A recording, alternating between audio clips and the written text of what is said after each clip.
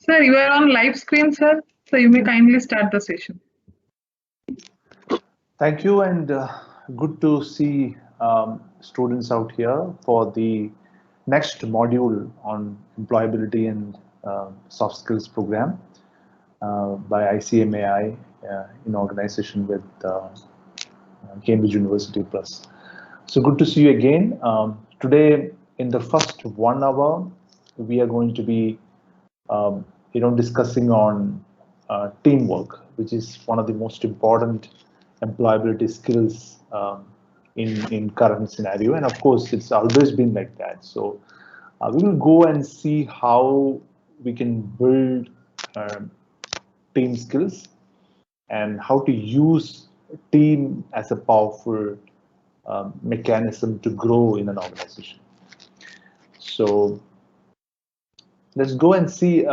First of all, there'll be um, different ideas coming into your mind when it comes to um, teamwork, because in your school, in your college, I'm sure, or even for that matter in various scenarios, like be it an apartment, or in wherever you live, or even inside a family, right?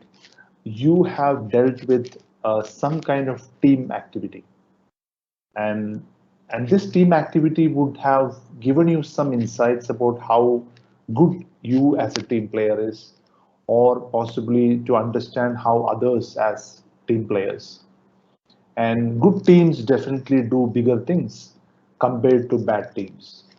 So even in games, and for that matter, any kind of tournaments, you would see, interestingly, observe team players, observe great team leaders, observe teamwork, team spirit, team energy, team collaboration, and the way they interact with each other in a very curious way, right? We all want to know what's happening in a team. What is the relationship between one person and another person in a team, right? This is actually making us curious to know how teams really work. And here we are in the next 1 hour understanding how we can use teamwork as a as an interesting way to win at work, because we are all going to be part of teams in some or other way, right? So the learning goals are primarily going to be around, say, the importance of teamwork as an employability skill, the stages of development of a team, how a team is formed, right? How a group becomes a team, how a group of people becomes a team of, um, you know, people. I mean, so group and team, right? And how to become an effective team player. So these are three things which we will try to discuss today. And whenever you have something to ask, or you have any question or something which suddenly comes to your mind, don't forget to put it in the live event Q&A. I will definitely go through that, and we will use the last 10 minutes of this module in the first 1 hour to go through that each one of the questions and try to interact on a much more relevant manner also, right? Is that okay? Yeah. So first of all, let's understand why is it important to be working in a team, and why teamwork is important, right? So, I mean, when a group of people come together, it doesn't make a team, right? It only makes a crowd, right? So a group of people coming together with a common vision, with a common understanding, with a shared goal, with the shared values and respect to each other, and with a lot of love to each other, with a lot of energy they combine to make things happen. That's when a group becomes a team, right? Otherwise, it's just a group, right? Group of people, a crowd, a mob, right? So when you look at teams, essentially what we should understand is that when you become a team player, how your energies are aligned to the team, how you believe in the team's vision, how the team leader is being perceived by the team members, what is the team's direction, what is the purpose of the team, is what something which everyone need to keep in mind, right? So when we all know like teamwork is important for effective work and things like that. But when it comes to understanding a team, right, it's important to know why a team is formed, right? So so there are many cases in which um, you know people realize that individual brilliance is not everything, right? We live in a world where individuals are celebrated big time, right? You look at social media, YouTube, Instagram, you see individuals being celebrated big time, right?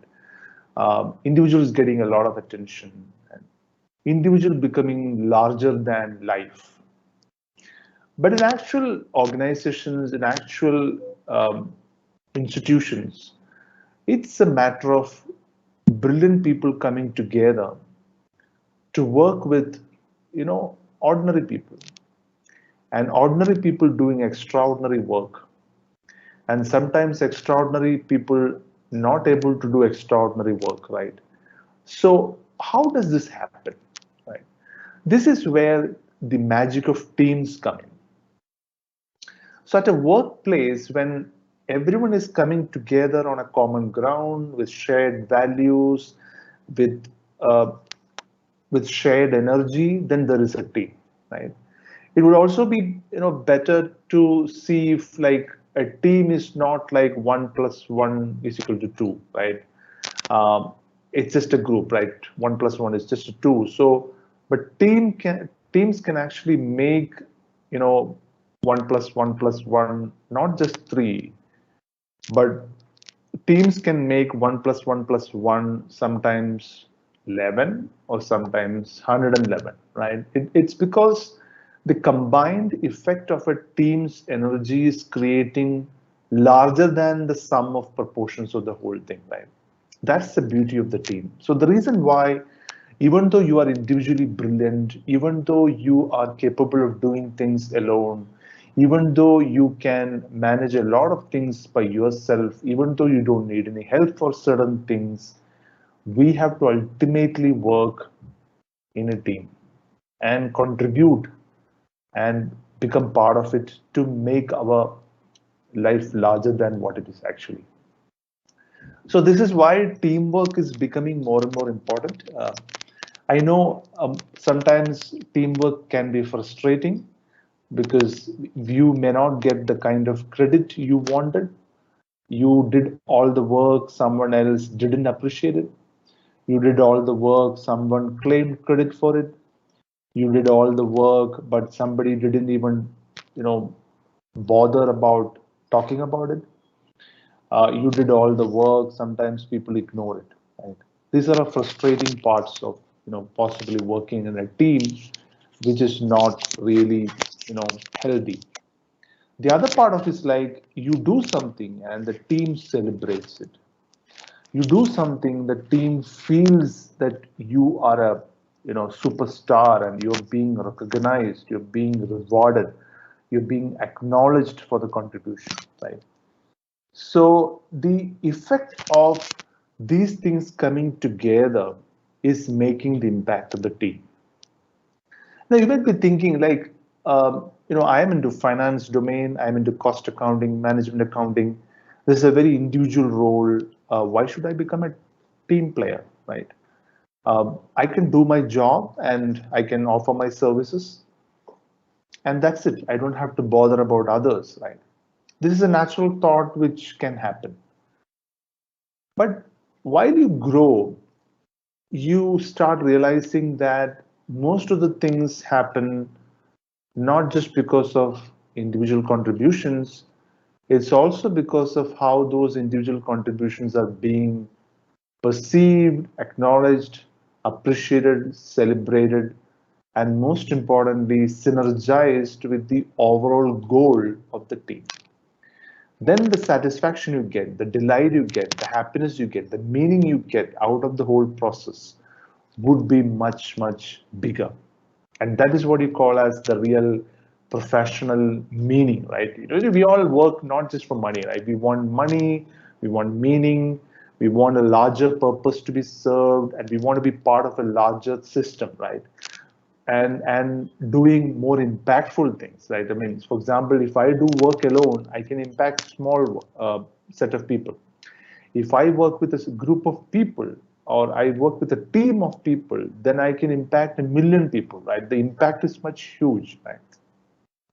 So this is essentially why we should believe in teamwork. This is why essentially we should work towards building our team skills. Even though sometimes it is frustrating, even though it is difficult, even though it may not give you instant rewards, right? So there are a lot of people in the world who work alone. They are freelancers, they are independent professionals, they work alone, right? They do work, they offer service, they get the money, they get the fee. They don't want to work with a lot of people. They work one to one. There are people like that. But essentially, career means not just working alone. Career means working with different people. Career means working with different teams, different functions, different departments, different companies, vendors, partners, banks. You have a whole ecosystem of people to work with to make sure that you're succeeding in your career. The reason why we feel teamwork is very important for even people who can do work alone. Like, you can be an individual contributor, but individual contributors also need team support, team leadership, team direction, purpose, meaning, everything to succeed in the career. So that's one idea I want to share with you. The second thing is, of course, when it comes to a common vision, sometimes we might have disagreement. Sometimes we may have arguments. Sometimes we might have conflicts, right? It is very natural when a team of people come together from different backgrounds, from different psychological makeups, personalities, languages, the way of thinking, the mental models, all are different, right? So when this kind of people come together, naturally there will be a sense of friction. You call it a friction, and the friction sometimes can become a conflict. Sometimes the conflict is very healthy because it helps you to understand the priorities and debate things and set things in the right perspective, and then you can still work. Sometimes the conflict can become slightly toxic and it may go out of control, and sometimes there is no leadership to control that. Sometimes it is unmanageable, sometimes teams disintegrate.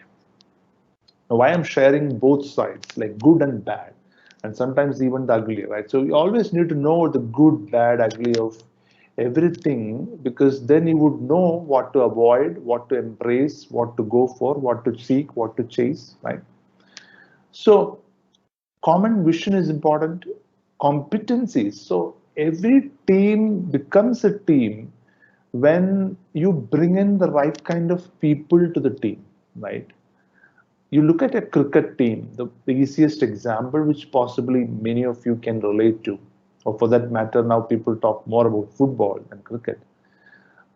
Each role the members play in a team has got something to do with their competencies, something to do with the relationship between that person and another person, something to do with his strong areas, behavioral things, as well as his ability to navigate ambiguity, uncertainty, and things like that, right?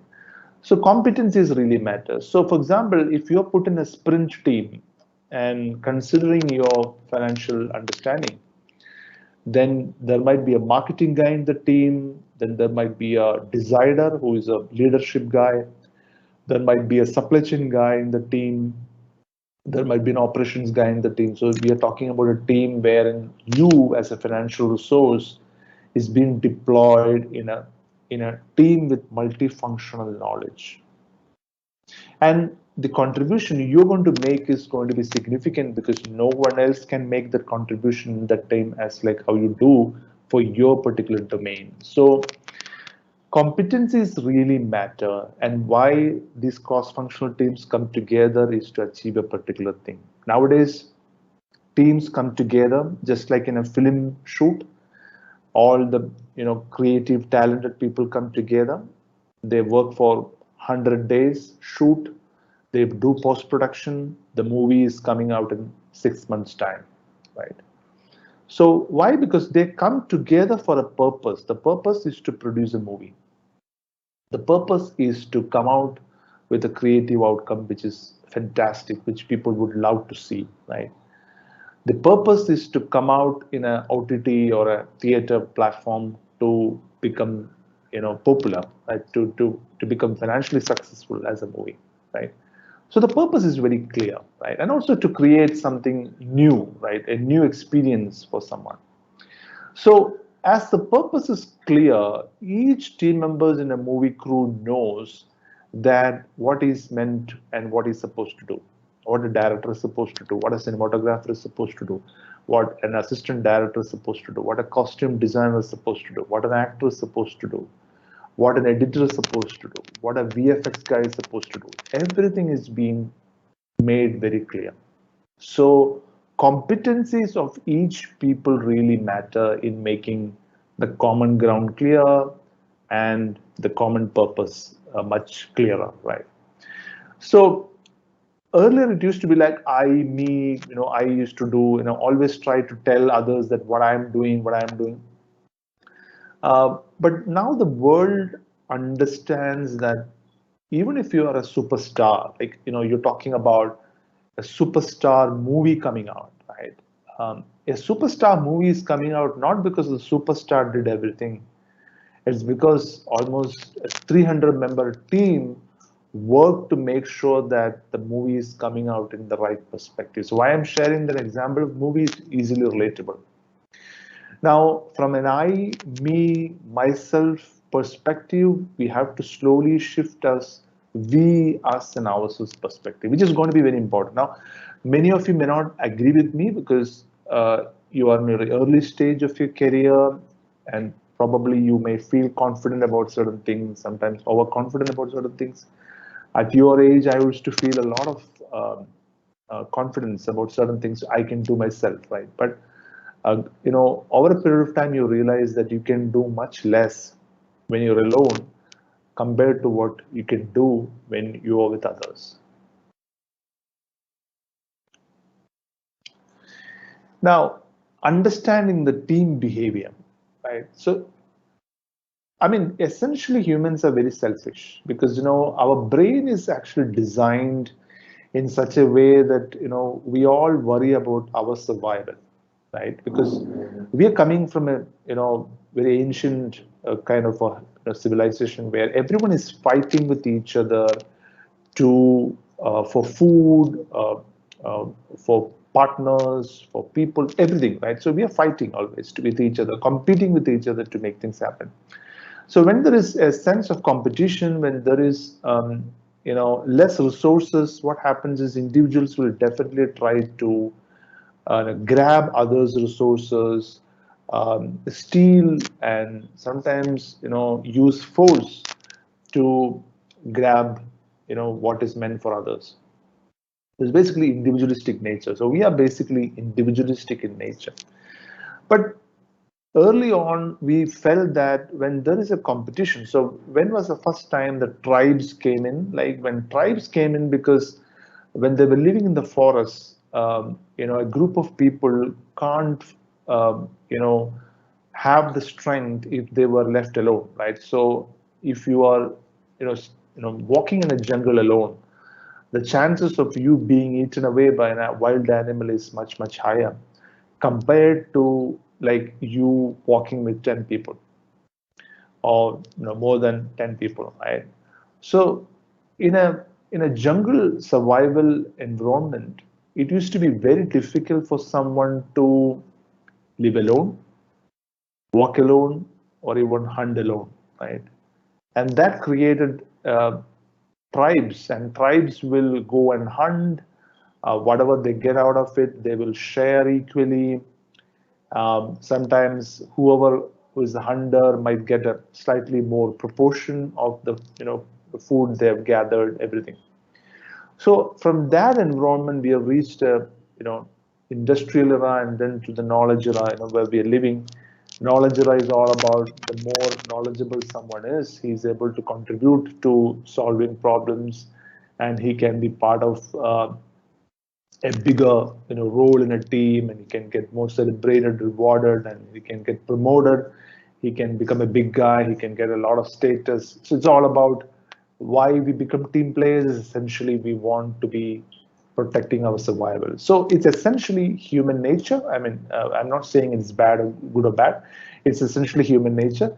But when we become a team player and then you become part of a team and you start contributing your best to the team, you are converting a normal set of team into something called a super organism, right?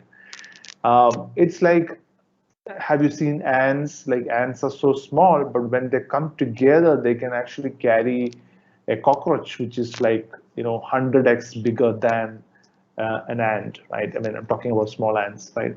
So what they can do together is much, much bigger. So I don't have to re-emphasize the whole point again and again, but the point is to share with you the importance of teamwork. And even though we try to convince ourselves saying that I don't need anyone, I'm fine like this, it's not going to be like that. You have to start looking at things in a team perspective, much, much more than what you think actually it is, Great. Now coming to more contextually, like, you're going to be part of some organization today or tomorrow.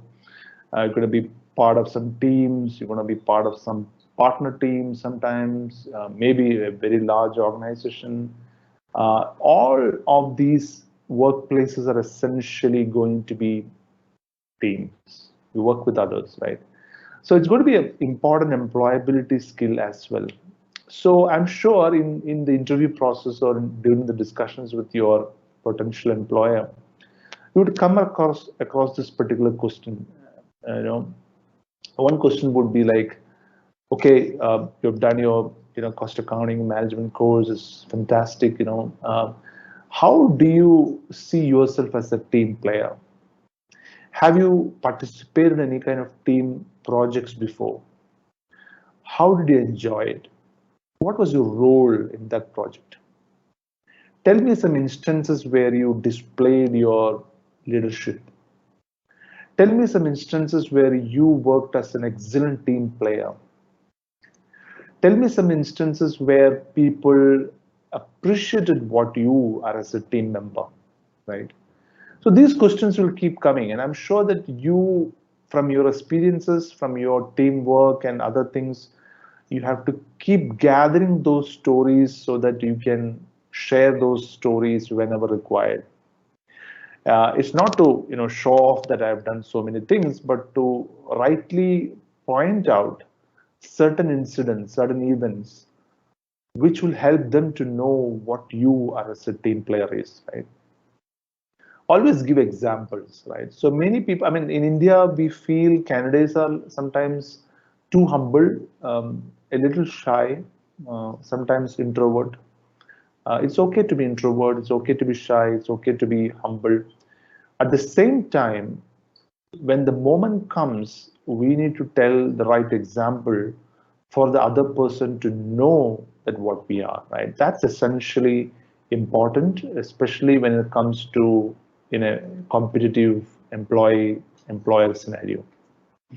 So keep this in mind when you have conversations, be it employer, be it your partner or anyone for that matter.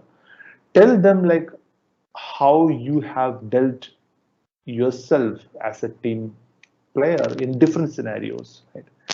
So the scenarios can be made more interesting because they would like to know exactly what happened and how it happened, what was your response.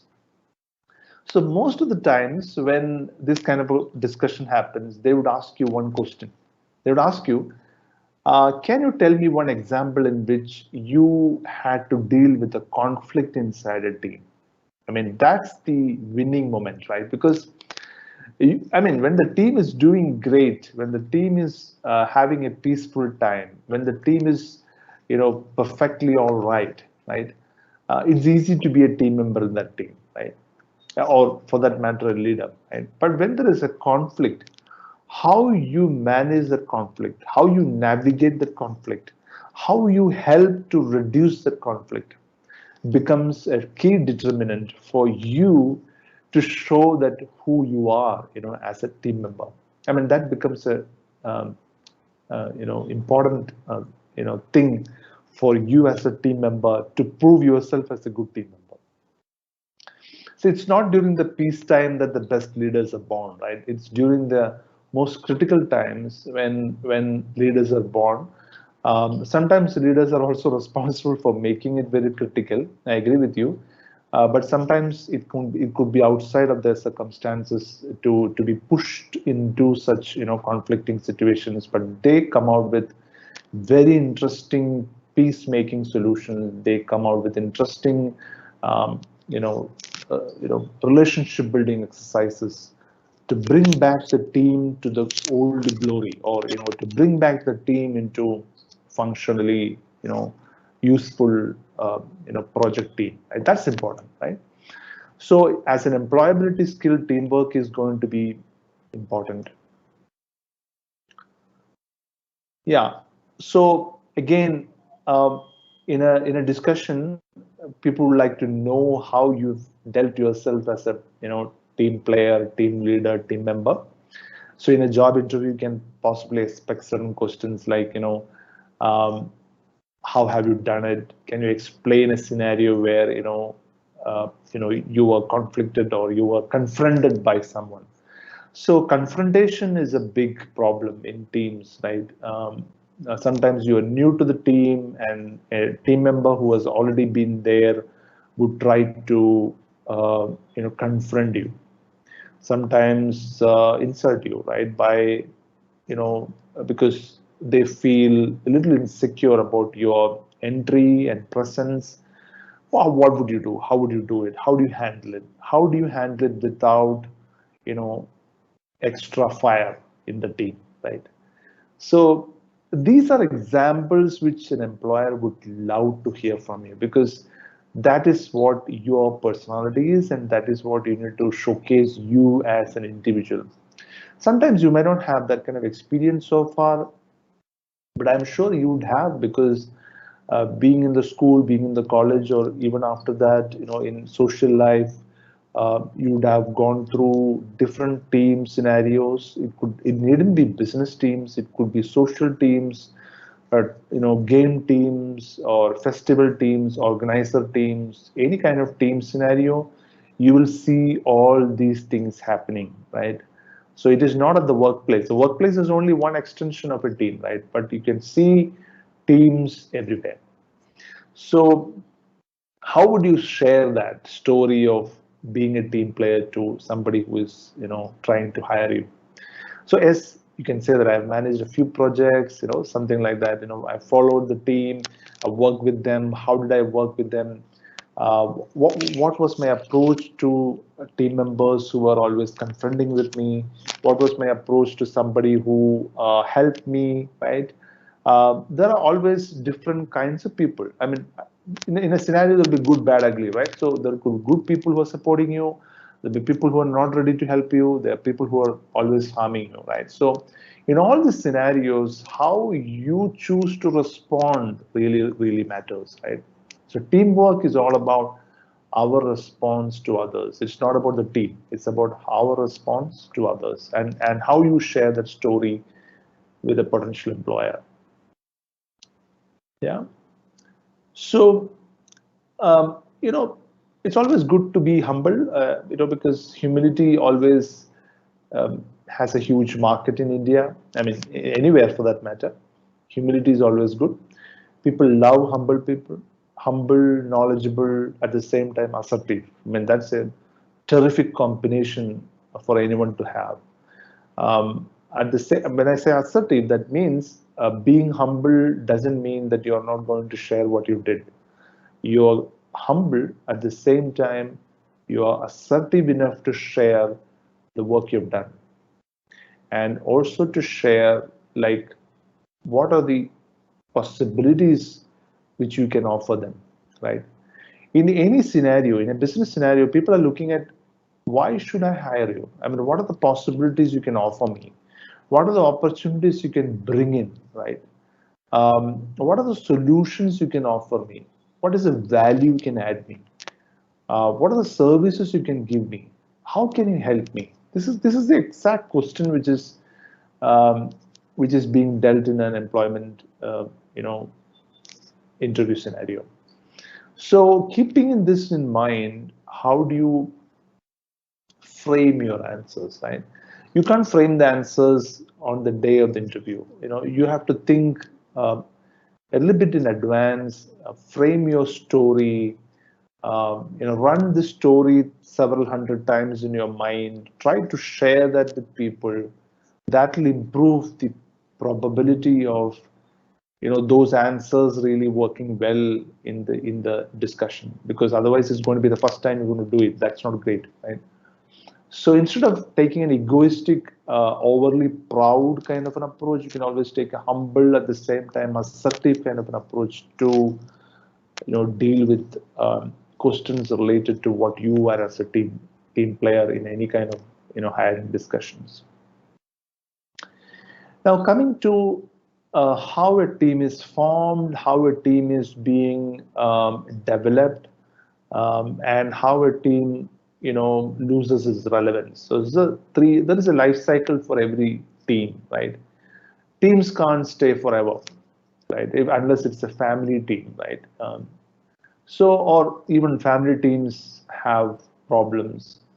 So every team comes with a particular purpose, and the purpose has a common ground, and people want to do something together, and they form a team, and they come together, allocate responsibilities for each person, based on his competencies, each one's competencies, they will get allocated. There will naturally be a team leader emerging, sometimes through election, sometimes through influence, persuasion, sometimes through natural leadership abilities, right? And then the team starts working and functioning, to come out with the right kind of results for the project, or whatever the team is intending to do. Then the team starts performing, and performing is when they do what they're intending to do, right? What they were intending to do, they're doing it in real. And once they do it, they can adjourn it, or sometimes they can continue it. So essentially, it is like a team could be like, I mean, there are larger teams, there are small teams. It could be even two people is a team. Like, you co-founders of a startup is a team. 2 to 5 member teams are there. 5 to 10 member teams are there. I mean, depending on the size of the team's dynamics will change, your roles, and depending on the size of the project the team has taken up, the whole responsibility will change, everything changes. So my request to you would be to go and observe teams quite intentionally. But maybe you would not have done it before. It didn't have, I mean, it needn't have taken your interest before, but as a student of teamwork, I mean, now you're a student of teamwork, right? Go and see what teams are doing, how they're interacting with each other, whether it is healthy, whether it is not healthy, whether it is toxic. How can you make it healthy? What can you do to make it healthy, right? Such kind of thoughts and observations will definitely help you to build a better team player inside you. And that's what is most important here. Now, when it comes to pooling competencies in a team, so every team need to have people coming in with complementary skills. Not necessarily, but ideally it should be complementary skills, because then the right kind of skills come in place, the team can do much better things. So as a team leader, if you happen to be a team leader, picking and choosing the right kind of people into the team, their competencies, their behavioral fitment, their attitude towards things, their approach towards you, and the context and their background. A lot of things really matter, right? But sometimes you don't have the choice. We just have to be inside a team where you have to deal with those things. Not every time we have a choice. Sometimes we becoming part of a team is also a matter of chance, right? The chance factors are already there. So chance is there, the choice is there. Now, how do you deal with that? I mean, so this is where, be it a college event or sometimes you're trying to do, observe closely, like what are the competencies you want and how to bring that. Sometimes a highly competent person in a team might be a big matter of worry. I've seen that. He might be the most skilled guy, but he's not at all fitting into the team, the scheme of things. Sometimes can be a little damaging also. So being aware about that and making the right kind of judgments really, really matter. So a well-formed team is a game half won, I would say. So if you want to win a war, I mean, I'm sure that when I say war, it's not the real war. The war means, whatever you want to achieve, right? Um, it means that you need to have a team, and those pool of individual competencies need to be optimized into the right kind of output, right? So people coming together, leading a team, and then bringing those people together, scheduling them. Scheduling means each day what each team member is supposed to do. Computing means you have to measure what they've done, evaluating those measurements, like if it's a sales team, what's the kind of sales they've done. If it's a finance team, what kind of reports or what kind of insights, what kind of audit process they have covered, right? And then trying to understand like whether we are moving towards the goal of what we have really fixed it together. So it's more about leadership in real action on a daily basis, right? So here is what this we discussed actually. It's very interesting to see the significance of team spirit. You know, when you go to work, and of course when there is no going to work and it's more like remote work now. But again, if it all happen chance to go to work and you come back at the end of the day, the best things which you would remember when it comes to workplace or a team would be the energy of the team, the spirit of the team, right? Now you can see all these teams even after work in WhatsApp groups, right?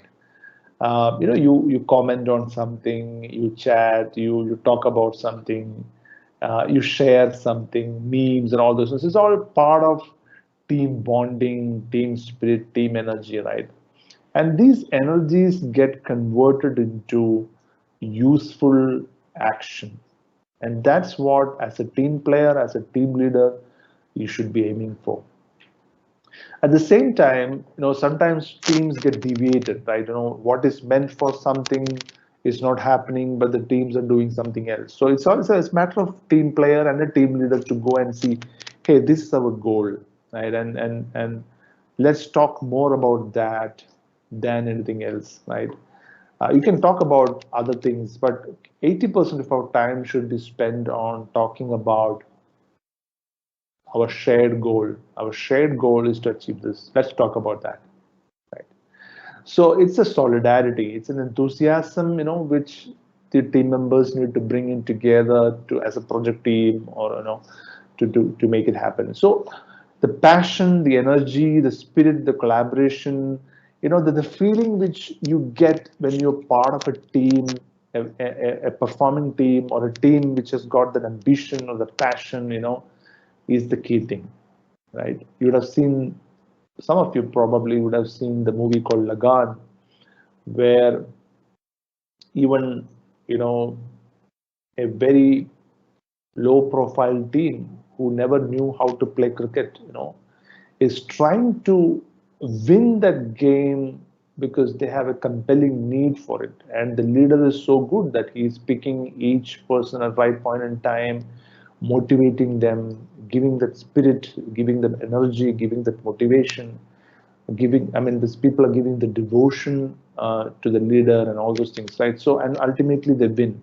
The whole story is about people winning in spite of all the odds, because there is a sense of intensity, there is a sense of passion for achieving it.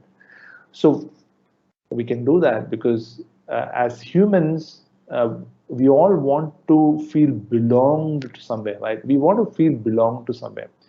We can't say I am independent, free will, soul, and all. I mean, it's fun to say that in Instagram, but it's always good to be part of something, to grow with that, to become part of it, to grow with that, and show our, sincerity towards that goal, and see others helping each other and helped by each other, helping others, and all those things. So that's the significance of team spirit in its true sense.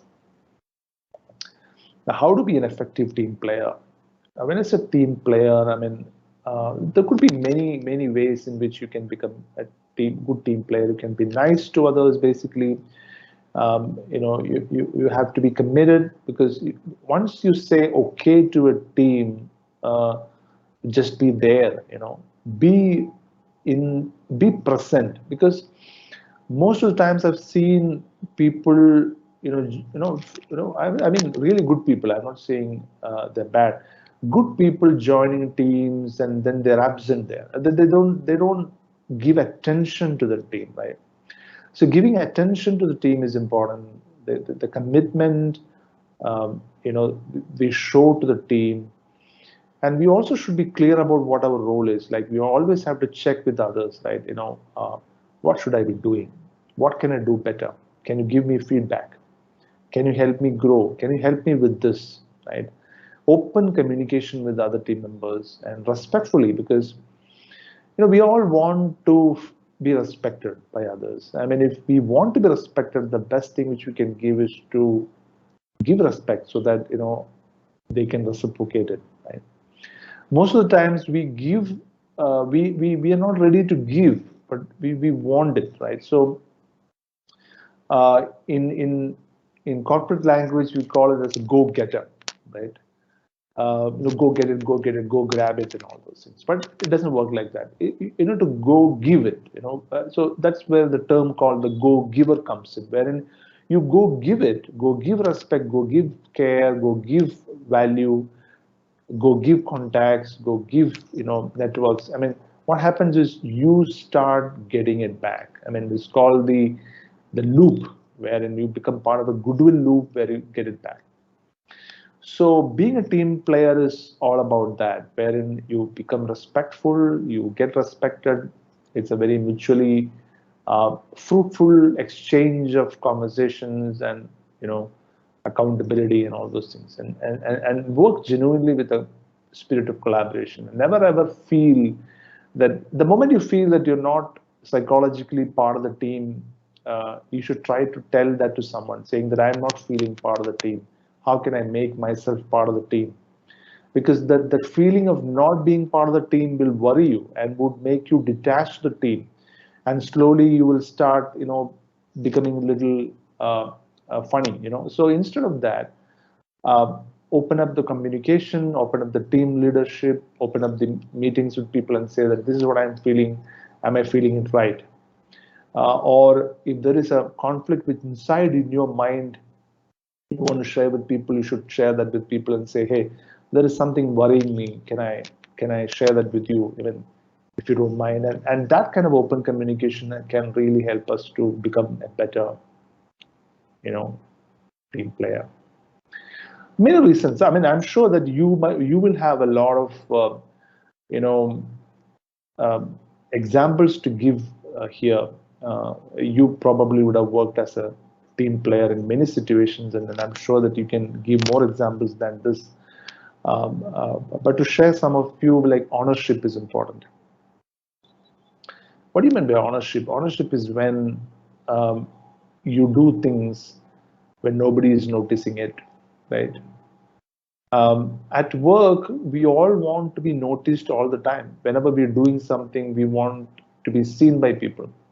Hey, I'm working. There are people who send, mails, to me at 11, p.m. at night just to show that they're working at night.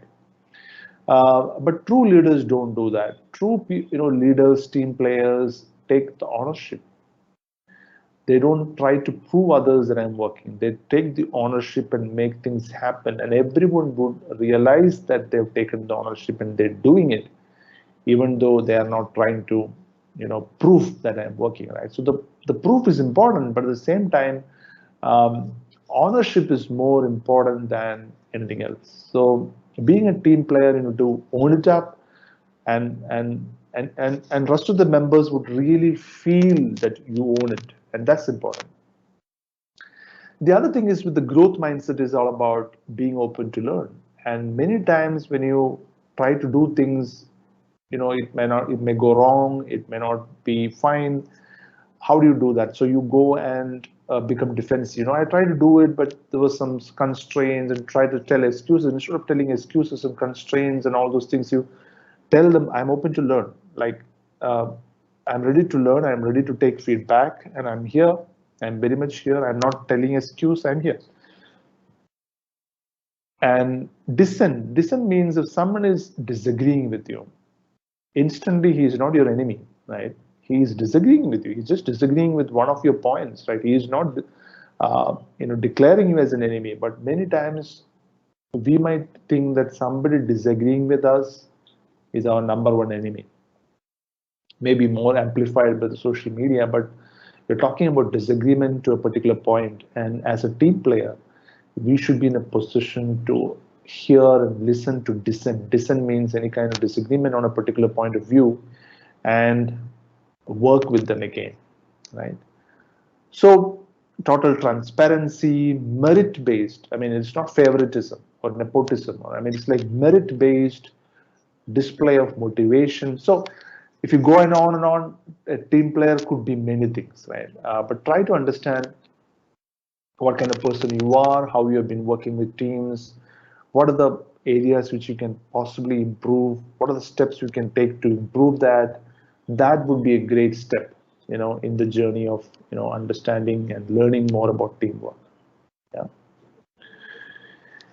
Fantastic. So we are bang on time.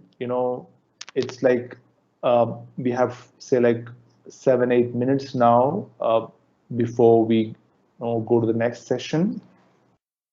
We can have some questions. I'll be very, very keen to have some questions here. Yes, students, please post your questions regarding this topic. Yeah, so there is one question from Keshav. Suppose any person don't want that you become part of this team, even you have good skill, then how can you handle this particular situation? Right? Very contextual question, but I'll try to answer that, Keshav.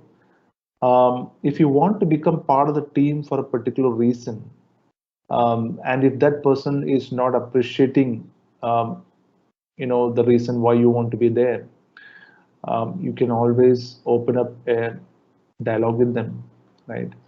It needn't be a resistance-based dialogue. It can be an open dialogue.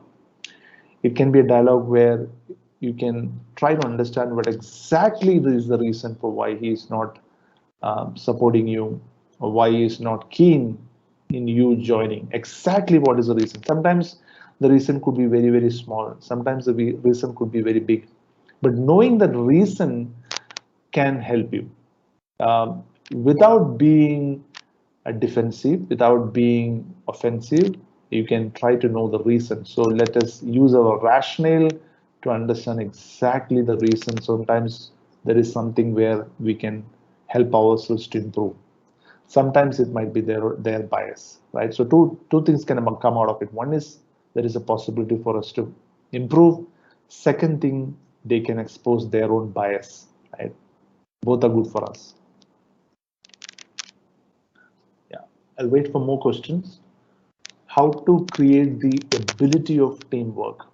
The more you work with teams, the more you go through conflicts, the more you go through different kinds of team members, multicultural team members who are difficult to handle, great team members. You will understand and enjoy teamwork.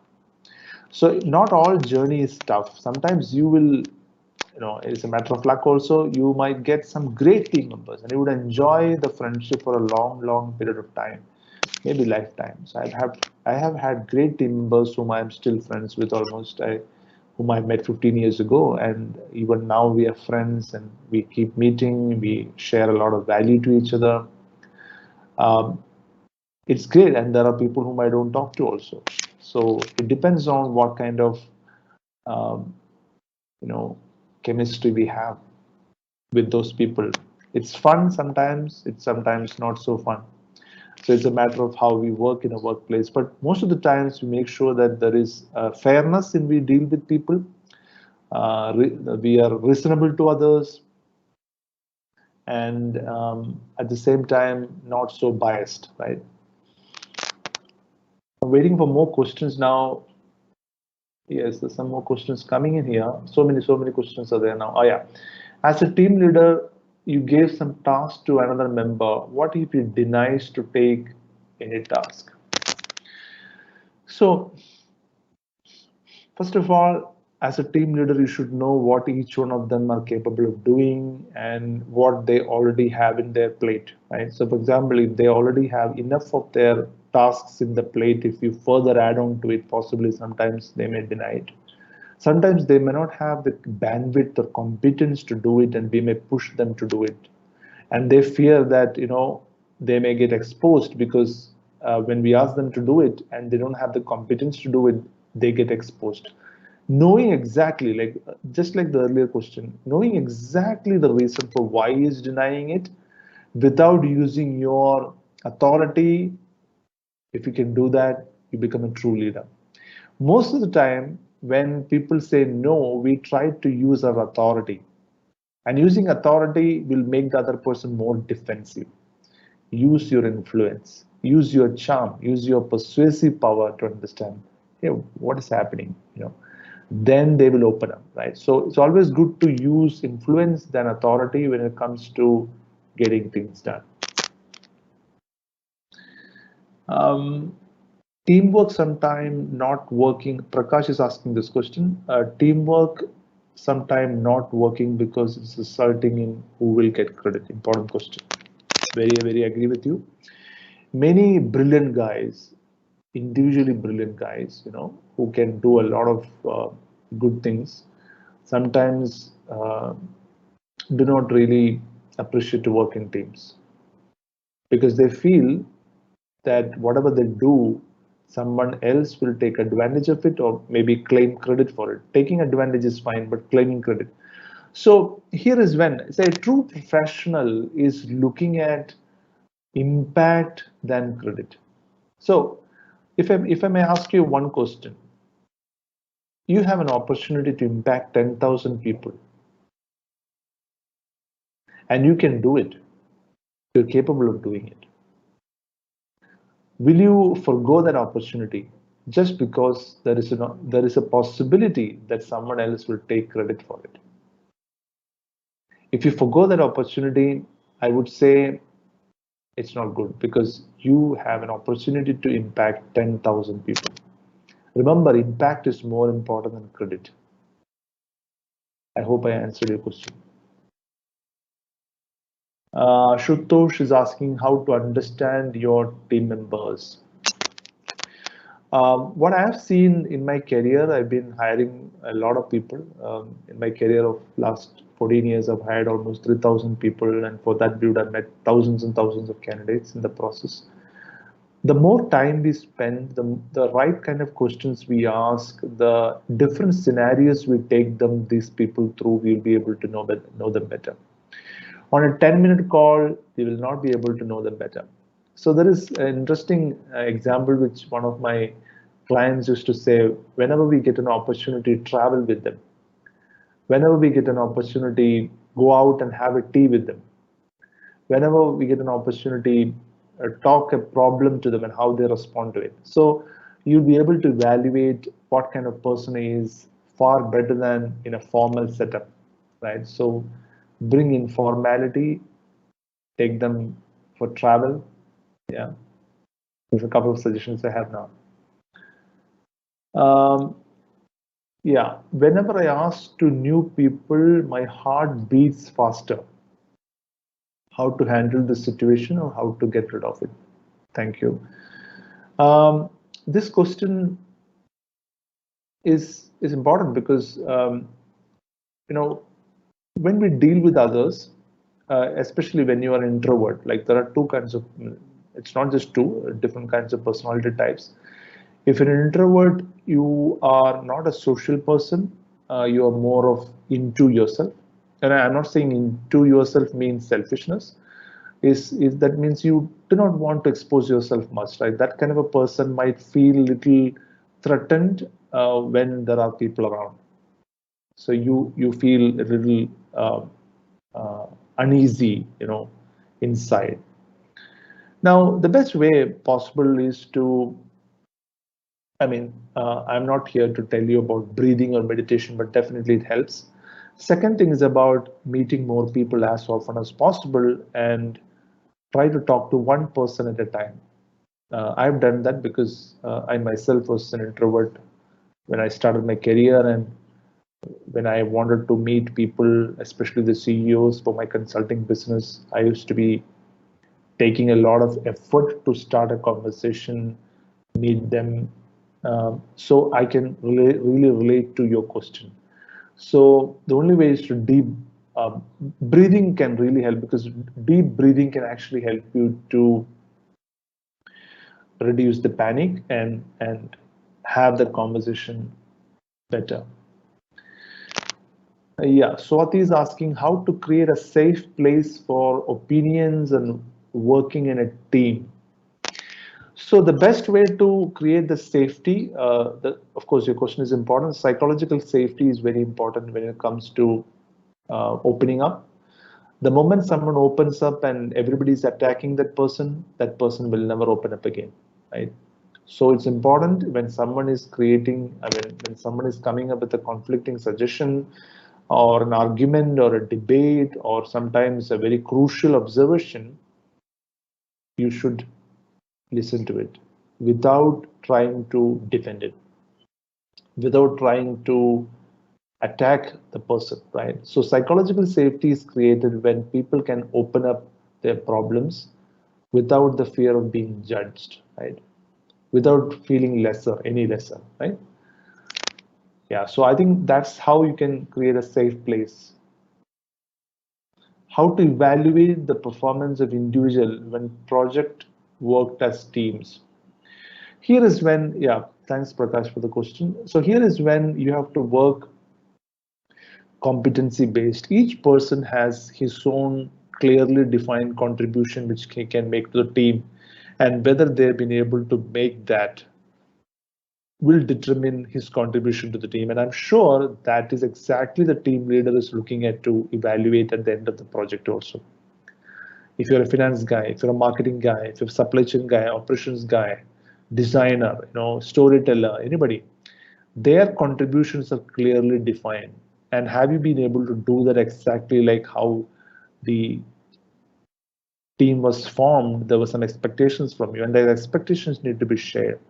So one of the things which I think I missed out in the whole presentation was that sharing expectations is an important conversation.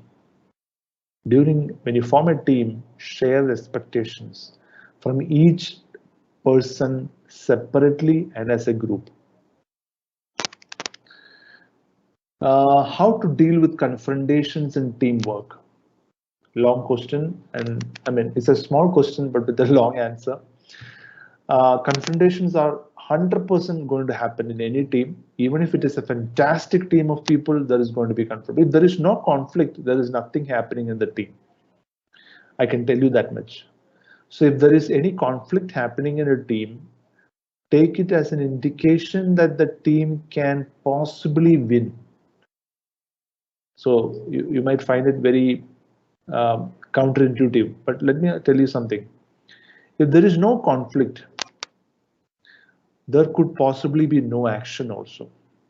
Whenever there is action, there is a potential conflict, and the conflict will be dealt by the team in a very positive spirit. Exactly the reason why those kind of teams win. So confrontation is different. Confrontation is that one person is confronting the other team member with an objective of harming the other person's reputation or obstructing the team's goal to happen. That is a separate thing to be dealt with. But conflicts are good actually. Yes, so similar to this, somebody else has asked, Khan Asra has asked this question like, how should we deal blame game at work? Blame game happens when things go wrong. When things go fine, everybody wants credit, right? So this happens when insecure people come to the team. Insecurity leads to blame games. So how do we deal with insecurities? When the people are insecure, tell them, it's a team effort, and if it has failed, it is because of the team failure, not one person failure. Probably one person's action is amplified, is more seen, but team failed, right? So if someone can take a stand like that, blame games won't work there. Thank you, Sudeep. Enjoying the session. What are the three most important qualities we should focus on being a key team player in our teams? I would say be open, um, be open for feedback, go there to learn, don't expect credit. At the same time, highlight your contribution. I'm not saying go there and don't expect credit, but highlight your contribution. I'm sure people will see your contribution clearly. If they are not able to see it clearly, highlight it. Sometimes in team itself, there may be group and avoiding a person for purposely, right? Yeah, this can team. Um, Teams are very interesting to observe. I'm sure there will be very, very interesting games of ego, selfishness, um, all those things happening, and sometimes people avoid. Sometimes people, they feel that you have not done your work, and still you're part of the team, and rest of the people have done a lot of hard work. You have not done enough of hard work, but you're still part of the team and claiming to be part of the team. So stories keep happening in here, right? The stories keep happening here. How do you tell the story differently is the question, right? So sometimes you have to tell the story differently when the teams are there. Like, hey, look at the story like this, right? The stories which are running in your mind is this, but let me tell you my story, this is my version of the story, right? So tell the version of your story so that, empathetically, I'm not saying arrogantly, tell them and gain their empathy.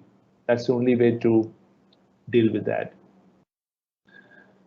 Great. So many questions, but we have to move to the next module, which is similar to this. So we will deal the questions there also. It's called the workplace etiquette. In workplace etiquette also, we have so many things because you're working with others, how you have to be polite, courteous, nice, professional, um, being helpful, we'll discuss that, and how do you do that remotely while communicating on email, text, and WhatsApp, and video call, and all those things.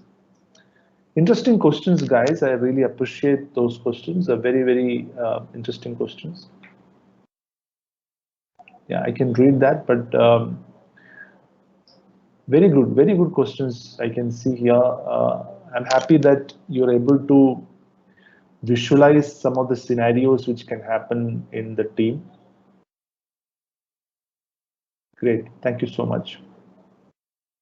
So many questions. Sorry, guys. I mean, because of the lack of time, and each question I can tell you makes sense.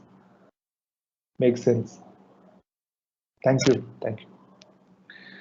Thank you all. Can we take a quick break of 5 minutes? What do you guys think? We can then come back and then do our next module, which is the workplace etiquette. I'll see you in 5 minutes. Yes, sir. Sure, sure. 10 minutes break, sir. Is it okay?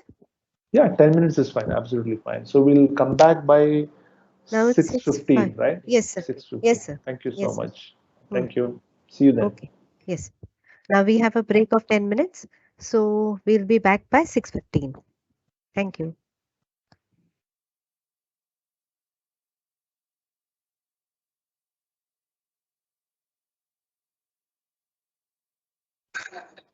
Sir, can we resume, sir? Sir, you are on mute. Thank you. Yes. Great. Welcome back, everyone. So our next module, the next 1 hour is going to be workplace etiquette. It's um, it's also about more. Um, it is very interesting nowadays because we find workplace etiquette gaining so much of importance, particularly for the reason that we all are going to be interacting more and more with people, and there could be chances that some of the mannerisms, some of the way in which we do things, our own biases sometimes affecting the workplace in some or other way, right? It could be your dressing, it could be the way you speak, it could be the way you comment on a particular topic.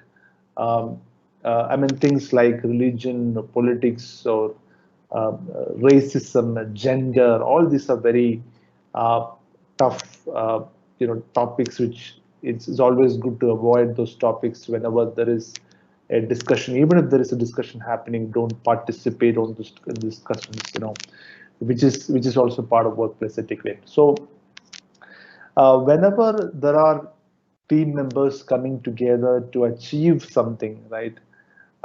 There could be irritations, there could be some kind of nuisance, there could be some kind of a friction which can possibly happen in any team, mainly because of that the team members do not follow a kind of etiquette.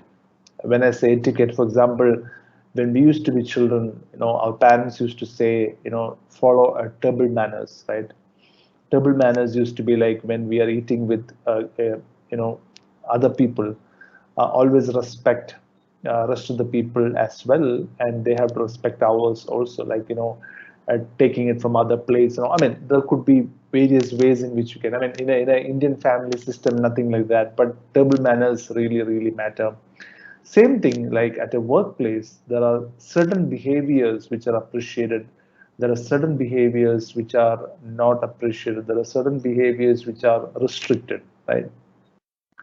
So knowing that and being aware about that and trying to modify our behaviors based on that can actually improve our employability, can help ourselves to be positioned well. Because at a workplace, your personal image really matters, right? Some of you would not have thought about like that, maybe because you have not entered into workplace. But once you enter into workplace, keeping a personal image becomes an important thing for you to succeed at a workplace.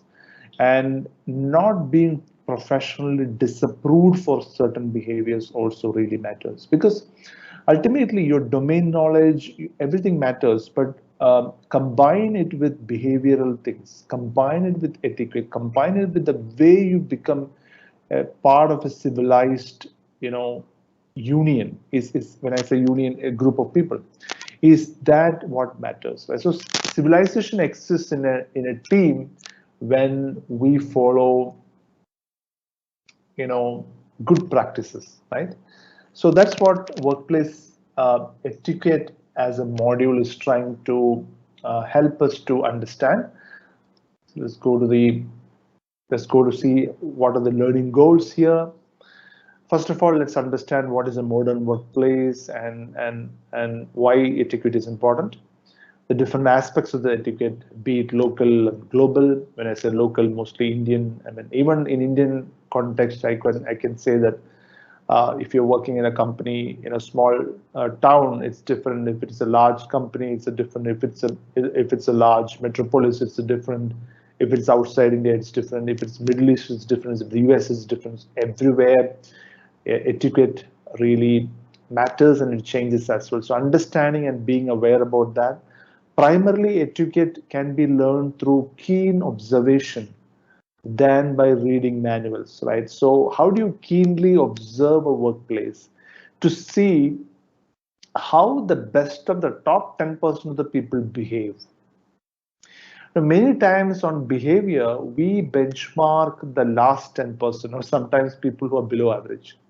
Instead, always aspire to see what the top 10% of the people act upon, behave, carry themselves, how they do it. That will be the best textbook on workplace etiquette, right?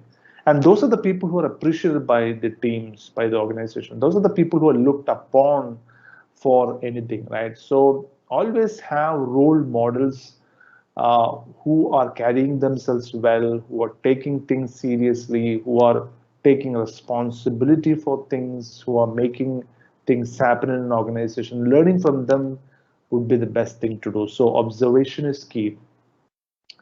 Now, importance of cross-cultural etiquette, like and gender sensitivity. So we see a lot of women getting into workforce. So you're going to be sometimes working with a lot of women and as women as your superiors, which was not the earlier case. So how do you see the new reality at the workplace and how to become a good team player in that? So these are because basically we live in a patriarchal society where things are slightly seen differently.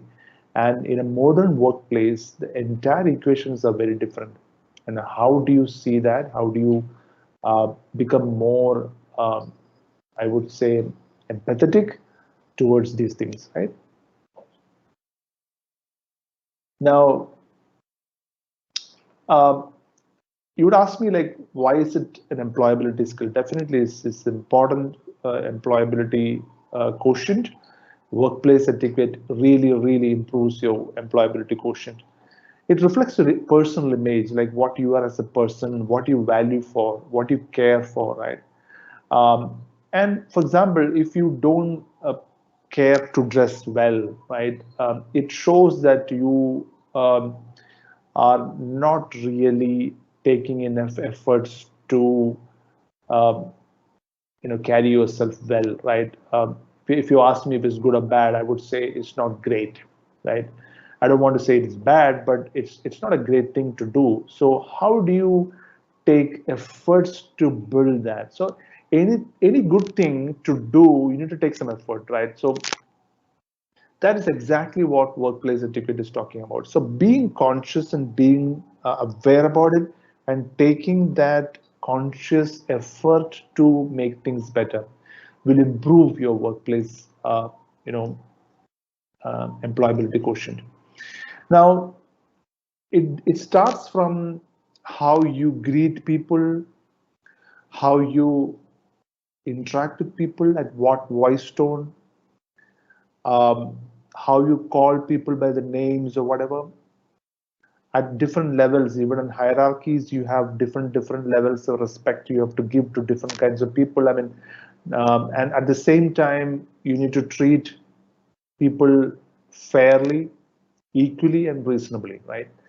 So these are things which everyone is observing. So imagine there are, if it's a 20-member team, 19 people are observing you, how you act, how you behave, how you do things, right?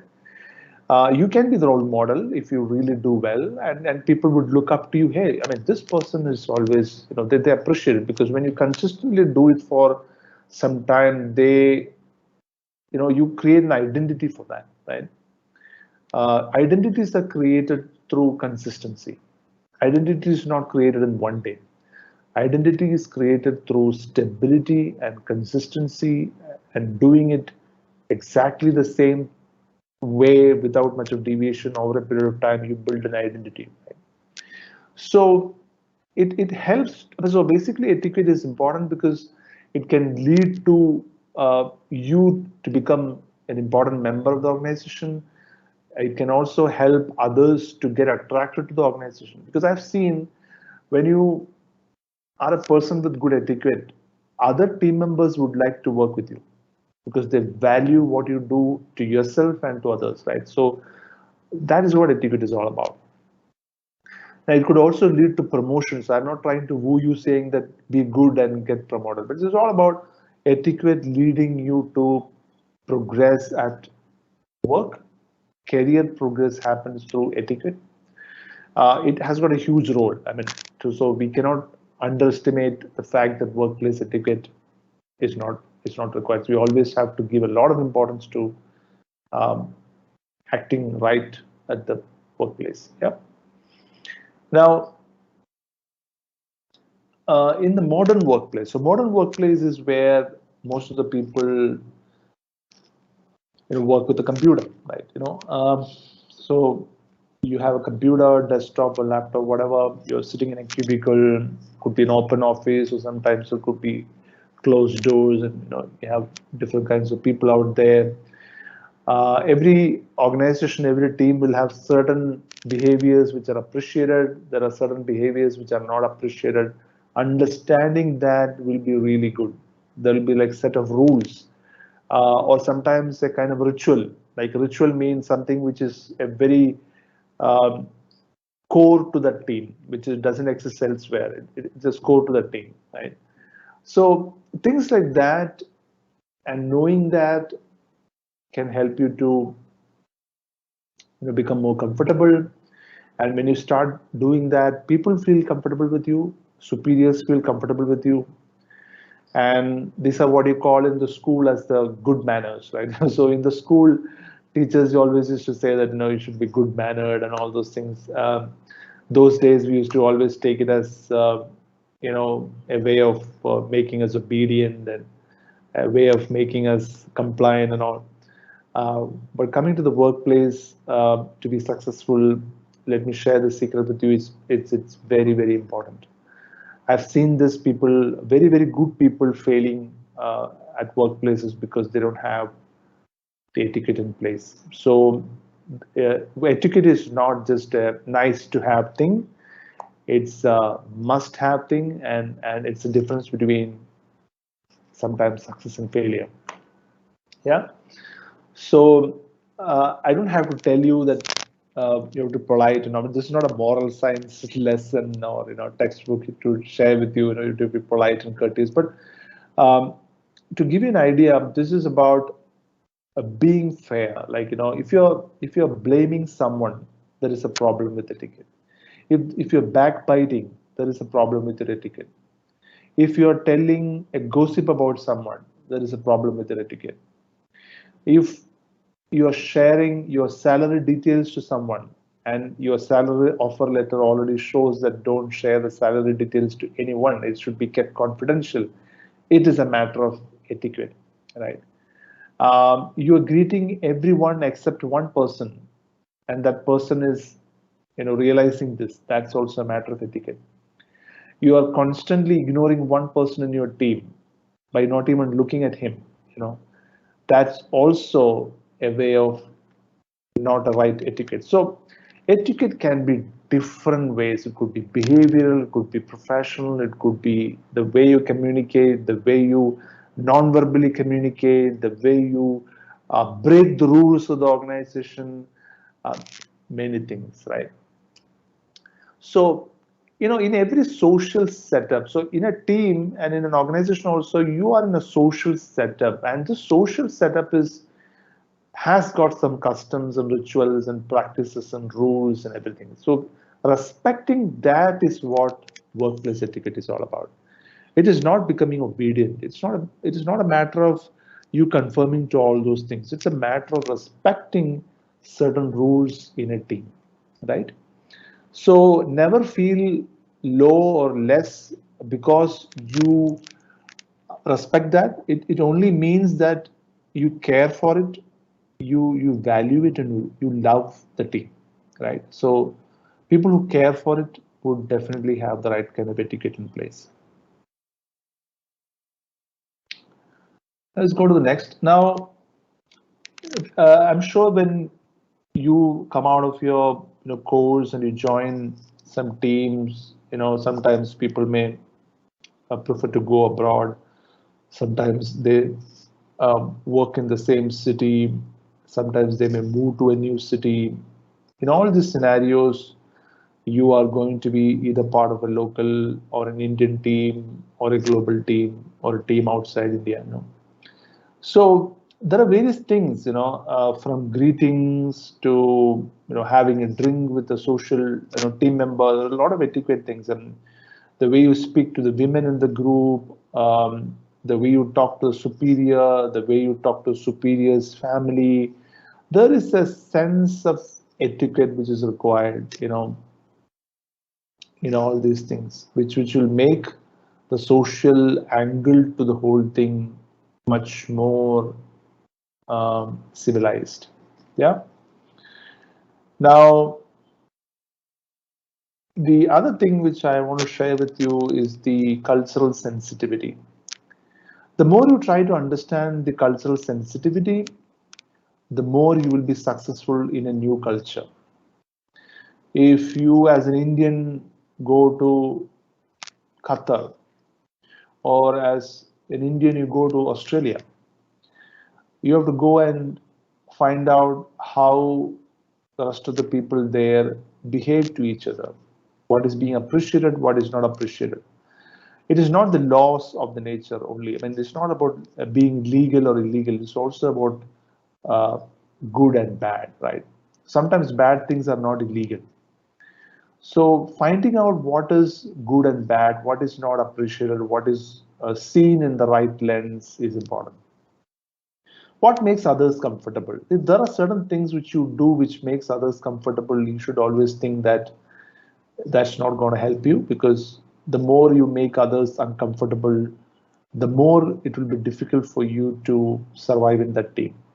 So making others comfortable, making others feel reasonable is important. So cultural sensitivity is about understanding the cultural nuances and dynamics of a new team. It could be culture, a specific region in a country. I mean, for example, the way you work in Mumbai will be different from the way you work in Surat, the way you work in Bhopal, or the way you work in Kochi, right? So ethnicities, ethnicities would be very different. The language of the people, the way people, the Marwadis are different from Tamilians, or Tamilians are different from Malayalis, right? Very different, even though they are neighboring states. Gender, so you have gender, age, right? I mean, there are people who are different ages in the team who might be working with you. Gender is an important thing. Class, and in India we have caste and color and the languages. So in a team you can see different layers out there, and being aware about those layers and sensitizing yourselves about those layers can actually take you to a different level. Being ignorant about it won't help you. So being aware about it, right? So you should be able to treat them as equals, and they all should feel that you are a young person, and young people are dynamic. Young people are amazing. Give that image. Young people can solve problems. They look at things openly. They have less biases. They're more humble. They're more assertive. They are ready to learn more. So that's the image, that's a personal image you want to give them, right? So the personal image you want to build in a new team really matters, right? So you so there's nothing like superiority or inferiority. It's about having that culture of equality which we need to always have in our mind. Even though we respect people, there is no inequality. I mean, respect is different, care is different, love is different, but there's no inequality. We really care for people, um, because we know that we're all equals, right? Now, cultural sensitivity is important, and we have something called, um, you know, an attitude of, uh, you know, people coming from a particular state are not good, right? Or people coming from a particular city are considered to be a little arrogant, things like that, right? I mean, those comments, those kind of memes, there are memes going around on WhatsApp trying to defame certain regions and religions, or sometimes even for that matter, um, states, in India. Those are things which really won't help you in any way, right? So there might be people who will support you, applaud you, cheer you, but those are the same people who will not going to be there when there is a problem, when somebody is flagging you for doing the wrong thing, right? So don't feel that the applause you get or the kind of cheer you get is forever. It's just a matter of it's very transient. So it is important to keep uh, your biases low, and help yourself to create a personal image which is built on equality, built on fairness, reasonableness, learning, open-mindedness, positivity, helpfulness, reliable, dependable kind of image, right? That's the best image. Yeah. So yeah, so there could be various biases, discrimination against a certain set of people coming from a particular state. It all happens because we humans are like, humans behave in a very strange way to each other. So behavioral psychologists say that discrimination makes us feel more safer because then we might get more uh, than others, right? But workplace etiquette is important um, for you because ultimately you're working in a professional environment, and being a professional means not discriminating anything, right? You only differentiate performance. You don't differentiate anything else. You only know whether this person is performing or not. But the person can come from anywhere. They can be any religion, any caste, any color, any gender. The person is contributing or not, the person is performing or not, is the person valuable to the team? That's more important. So cultural sensitivity is very important, and the more you try to understand that, I'm sure you would appreciate the nuances and dynamics behind it. So maybe you would have seen interesting examples of foreign dignitaries coming to India, and trying to shake hands with the leaders in India, and saying namaste and all those things. I mean, the whole idea is to to show that you and I are the same. You and I have, we believe in the same thing, right? We share values. We, of course, our language is different, our geography is different, our religion is different, but we are one, right? The oneness is something which is shared in most of such diplomatic trade relationships, in most of the diplomatic exchanges when foreign dignitaries come, or when we go there. So it's all about, we are sharing common ground than disagreeing grounds. I mean, there is no difference. I mean, there is absolutely not much commonality between an Indian and an American, but we are trying to find a common ground so that we can work well. The biggest common ground is that we can speak English, we can write English, we can speak English, we can understand English. Right? That's the biggest common ground. From there, we build the relationship. We believe in humanity, we believe in certain things, some values, honesty, reliability, professionalism, We believe in keeping words to each other. So those are the broad values in which relationships are being shaped and built, right? Exactly the same thing which we want to build, right? When we talk to a foreign representative of a company or a partner or a banker or a vendor, we are sharing commonality with them, we are sharing the common ground with them and sharing a lot of values, right? Even though we are all different people. So being aware about that can really help at a workplace. Just some examples, in Brazil, it is considered to be rude to leave a meeting before it is over. So you always have to say, you know, I'm leaving, I have to leave now, I'm sorry, thank you so much, all those things, right? I think even in India, for that matter, we have to say that. But certain other countries, it's okay. I mean, whenever it's time up, you can go out. In China, it is a good business sense to adopt a Chinese name for yourself. If you want to do regular business with the Chinese people, you have to adopt a new name, and possibly because they don't understand or cannot pronounce other names, so people do that. In Japan, business cards are exchanged almost like a ceremony, where you face the other person, hand in the card with both hands. It's a very respectful exchange of the business cards. It's not just a contact number or name. Here in India, I have seen people just offering this card like this, but in the Japanese people, they share the card like this, and it's taken up and accepted. Look at the face, and it's an exchange of respect and professional trust and everything. Yeah. So these are cultural sensitivities which, this is the reason exactly I shared with you. This can only be learned through keen observation, and that observations can really help you. So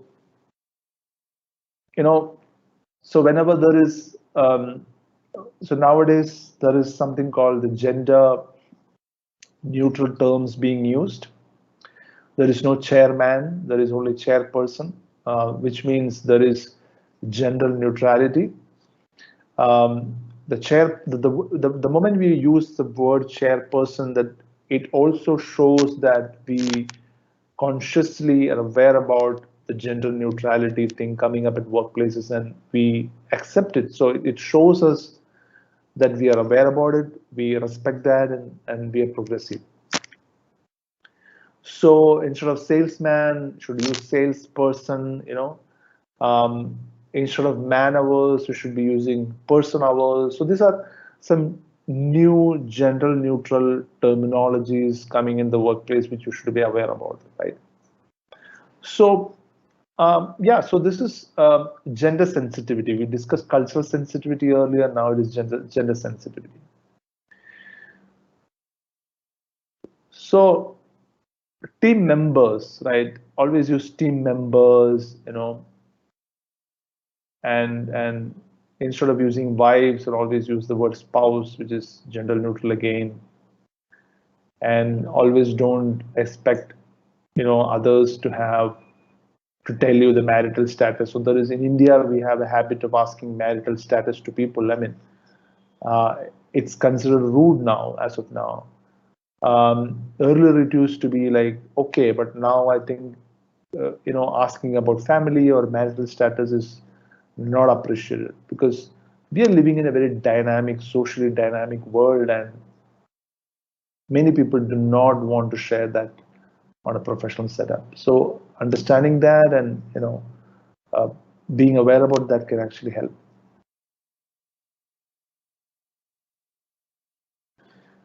Grooming, yes, of course. Nowadays, with remote working, we are all in our t-shirts. Today, I'm also wearing a t-shirt, so I can't talk much about grooming today. But having said that, I can share with you one thing, because whenever we have a meeting outside, we have, in a physical setting, in an office setting, make sure that you wear light at the same time, functionally good dressing. which keeps you in the right light. Yeah, and making it too flashy and flamboyant might not help your profession, right? It's always good to be having a good makeover. It's good, but being very flashy and flamboyant might, might actually dilute what you're trying to say, because people will attend to those things, because attention get distracted. So it's always good to keep the attention to the main point than to our dressing, right? So grooming is important to keep your professional points clear, not to distract others, but to help them to focus on your points. Yeah. So here are some tips on grooming, and I know that many of you are already good in grooming. And how do you? I mean, being a young person, I'm sure that you would spend some time to look good to each other and all. So I don't have to tell you how to do that. But having said that, at the workplace, it matters a lot, because I've seen many people a little careless, because I'm not saying people don't want to feel good about themselves or groomed. Sometimes they don't take much effort to do that. So always try to take some effort to do that grooming, so that you create a right impression. Right? The whole objective is to create the right impression, right? If you create a wrong impression, it's so difficult to change that. So it's always good to make the right impression in the first place, right? So yeah, that's the idea, behind grooming. So always look at grooming when a sense it should match with the weather. It should match with the team. It shouldn't. I mean, you should not be an odd man out, but at the same time you should stand out. So there are two ways of looking at things. One is you becoming an odd man out, odd person out. I mean, sorry for using that, odd person out. The other thing is like you stand out, right? Out of 10 people, somebody can see you separately. How do you do that? So think about it and do it. So people use makeup and jewelry and fancy footwear and bag and all those things. So it all depends on how to make it simple. I mean, it is important to be minimalistic, because we are living in a world where minimalism is being more appreciated than all the big accessories. We're going for a big wedding. We're going for a professional thing. So it's always good to keep it minimal and simple. Yeah, at the same time, classy. Yeah. Yeah, etiquette in interaction. Now, when there is a meeting and then you're constantly fiddling with your phone, that's not good etiquette. When there is a meeting, you're attending calls very frequently, that's not a good etiquette.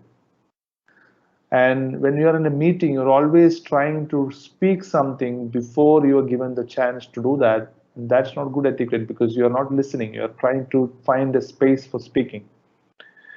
And in a meeting, you're not giving eye contact. That's not good etiquette. So let's try to understand that in a meeting itself, you would be able to know what is good etiquette and bad etiquette. I mean, the good etiquette is about listening attentively, waiting your turn to speak, at the same time noting down the points you wanted to share there, and maintain good contact, right?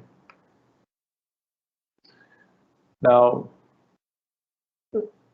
being into the management consulting or financial, cost accounting space, a lot of terms, right? You would have figured out a lot of terms, but using that in the wrong scenarios may not really help. So avoid jargon. Only when it is required, you have to explain that term to people to make them know that this is what you mean by it.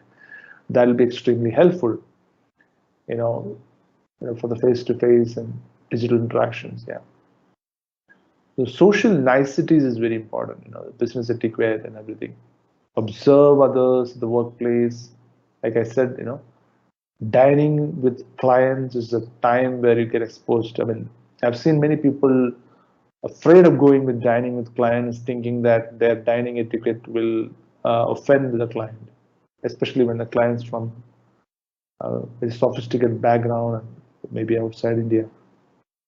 So preparing for that can actually help. So usually, we go dining, with a hungry stomach, which is not a great time to go for dining, because at dining you have to speak to a client, conversations, and so it's always good to have some snack before you go, so that you're not really hungry and you can regulate your hunger while having the dining with the client. You can give more attention to the client than the food coming there, right? So some kind of preparation can actually help you in a long way. Now comes the most important part of the netiquette. The netiquette is the etiquette which you have in the internet. Imagine how do you respond to people on WhatsApp? How do you respond to the comment in Facebook? How do you put a DM to someone? How do you write a tweet? How do you write an email? How do you pick up a phone and talk to someone? How do you do a voice message to people? How do you do a video call? How do you send a video to people? So many ways. How do you send a photograph, to someone, right? This is what you call netiquette. So various channels in which you use internet every day, and being polite, being courteous, being nice, being good to people is what you call as a protocol of the internet. And if you're consistently good at that, people appreciate you as a professional. Like, for example, reverting to email in 24 hours. And don't send, messages which people can't understand reading. I mean, if they can't read it, for example, if you're sending a text message to a 50-year-old guy, write the full sentence rather than IDK for I don't know, right? Or be right back for BRB. So you say that, but some of the people may not understand the SMS lingo. So always be empathetic to whom you're sending, make it very clear, make it as crisp and clear than trying to make it cryptic, uh, give importance to the spelling, give importance to the grammar, because that shows how much effort you're taking to send that message, or you're sending it impulsively or sending it in a hurry. Yeah. Slang, emoticons. I mean, emoticons are good. I'm not saying but too much of use of emoticons won't help. Like 1 or 2 icons is good, and that too, slow down. Don't have to be crazy. Don't have to show excitement. You just have to say some good smiley is good. So anything which you write and you try to spam somebody. I mean, like, for example, there are people who send messages, like they send 10 messages. They could have asked, can I call you? That's it. If you have to write 10 messages, I think there is a lot of things you have to speak to, and then you can say, hey, can I call you? And instead of that, you keep on sending messages. That's not a good idea. That's called spamming, right? So good. I think I'll take some questions in here, because it's more important to answer the questions in here, because it's a very interesting area of workplace. I hope you will have some questions.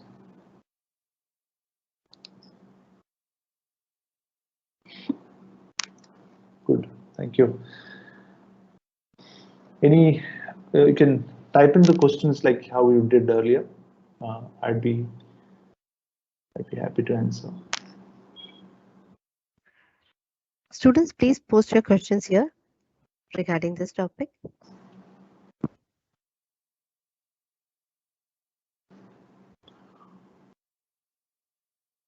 Or you can, I give you a small exercise now, okay?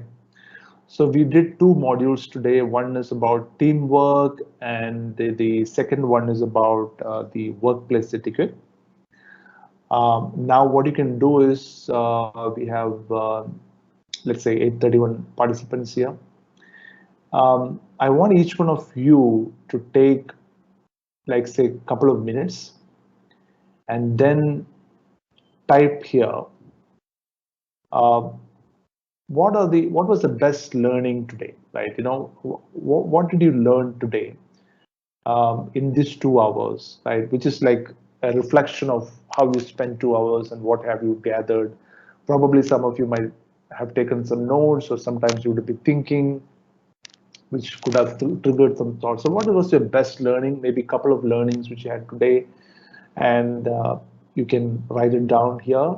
I will read out some of the learnings if the questions are not a problem. Yeah, I'll give you 2 minutes. Let's do that. Is it okay?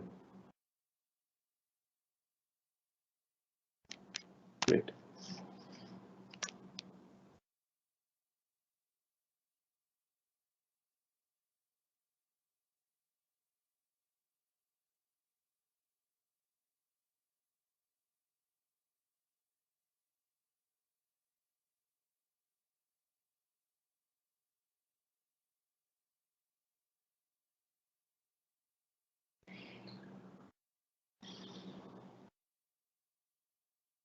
So I'm waiting for your learnings from today.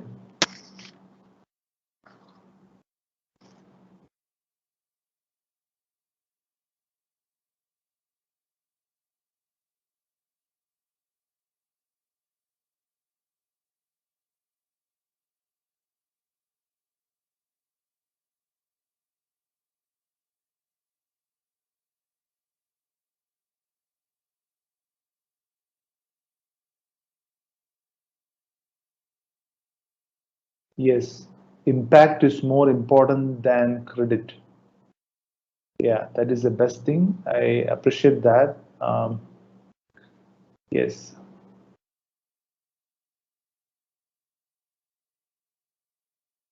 Cultural sensitivity. Yes, yes. Teamwork, behavior, the way to address people. Absolutely. Confront team members when you don't feel part of the team, right? I mean, when I say, I think instead of confront, I would say it's to open up communication with them more intentionally, you know.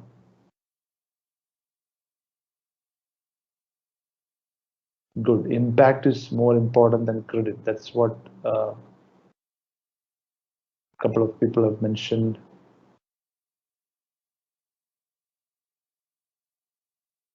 Interesting, interesting. How to behave in an organization. The professional should be secular. Interesting.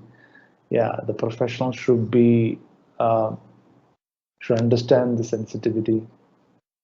Accepting each other's work ethics and following it with them is absolutely right. Today, I learned the good ways to deal various situations faced in our professional lives, along with different work etiquette. Sharing expectations in a team is an important conversation. Yes, I appreciate that. It was an important lesson since it's overlooked a lot of times. Sharing expectations. Thanks for highlighting that. It has been a great session. We learned a lot about teamwork and workplace etiquette. Really had a lot of doubts about these, but today I got more ideas about this. Thank you. I learned how to be leader, how to behave in the workplace, teamwork mostly, teamwork, teamwork. Yeah, yeah. I learned workplace culture, teamwork, behavior, etiquette. So interesting. So um, many interesting things are coming here.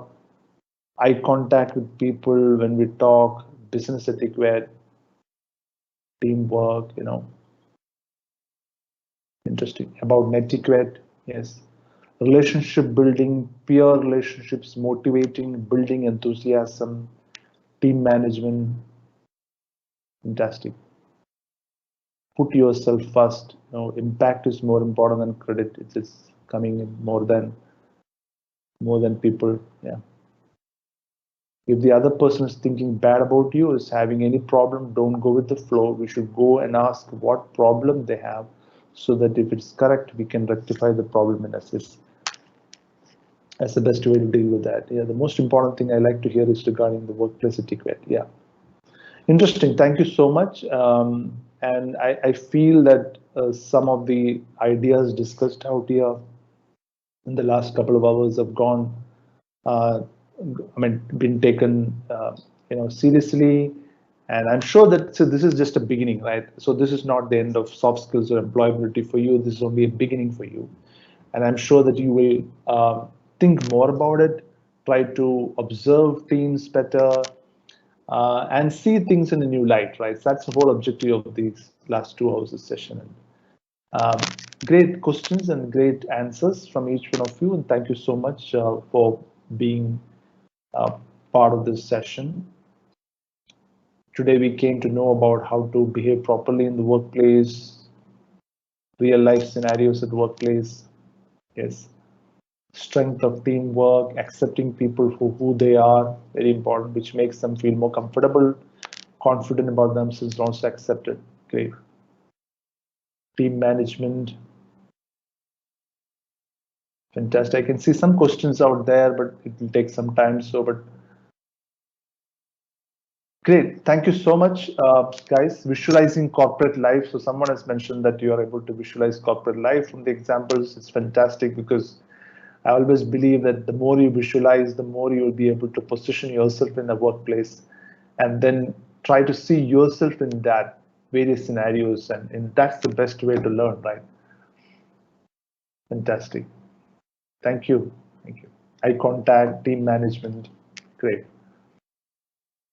Great. Thank you so much for the message. We've got almost more than 150 messages now. Thank you. Thank you. I can see people thanking. Thank you so much, guys. Great. Yeah. Thank you. Yes, sir. It was a wonderful session. And I see many are have understood the method of doing working at an organization with good work etiquettes. Yeah. What is the actual meaning? Now they have understood. So thank you so much, sir, for this wonderful session. Thank you. See you again. Bye-bye. Yes, sir. Bye-bye, sir. Thank you so much. Bye. Yes, sir. And students, now we have another trainer with us, which is Rakhi ma'am. She will continue for the next session. Yeah, welcome, Rakhi ma'am. Good evening. Good evening, Great ma'am. to meet all of you once again. Yeah, with another wonderful topic. I hope that you're all not tired. You need a break or something, or we will continue. What is that? Ma'am, we can continue. We can continue. I hope that the 1 more hour, right? I'm sure that you all are going to support me, isn't it so? Yeah. Okay. Yes. So what is there for all of us? This is something, a topic that we all envision in our future. Okay. Like that we have a lot of wishes. We always wish for having a good job, a good career, which you know is going to lead and make all your dreams come true. More than anything, you feel that you are an important part of this society. You also can contribute towards the development, whether it is personal life, whether it is professional life, whether it is social life. And of course, as we all know, to reach the destination, there is always a map that we need, right? Okay. Just an example, like if you have to get married tomorrow, okay, don't be in a hurry, but still, I'm sure that it's a dream for all of us. However, there is some process towards it, right? Like you need to probably enroll yourself in matrimonial. Before that, you need to get a job, correct? Okay. So of course, then there are certain processes which falls in place. You need to meet the girl, or probably you already have somebody, and then how we get into the married life and stage after stage, right? So likewise, have you ever learned something how to move in your career? Okay. Getting into a job is a different story. Everybody is looking for that. I totally agree with that. However, after that, how to retain, how to sustain, how to progress in your career, right? That's a question. This which we are going to cover tomorrow. But today, we are going to prepare for employability. So basically, we are all now looking into whether it's soft skills or employability skills. We are actually looking at acquiring the skills or knowing more about it, right? Now it's a stage that we need to prepare ourselves for the employability. So if I ask you a question, how have you prepared yourself for employability skills or being employable? On a scale of 1 to 10, if I ask you this question, would you like to answer me? Like, where do you stand as far as your preparation for employment is concerned? Do you think that I can get a response, Janvi? Yes, ma'am. Ma'am, please repeat your question so that they may reply Sure, back. sure. On a scale of 1 to 5, okay, what is your current rating for yourself being prepared for being employable? How far you have prepared yourself to be employable? Yes. Is that question clear? Yes, ma'am. Students, you have heard the question. Please post your replies here. Yes, one has posted 8 out of 10. Okay, so it's a learning. You can see my screen, I believe, right? Just a moment, ma'am. Yeah. Ma'am, your screen is blank. Is it? Yes, Which ma'am. one? The content I have. Yes, ma'am. The shared it content. up. The content is blank. It's still not clear, huh? No, ma'am. Just check.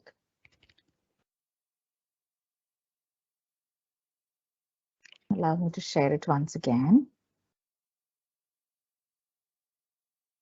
How about now? No, Yeah, ma'am. It's can you still see? blank. It's still blank. I'm just wondering. I'm sharing the content. Okay.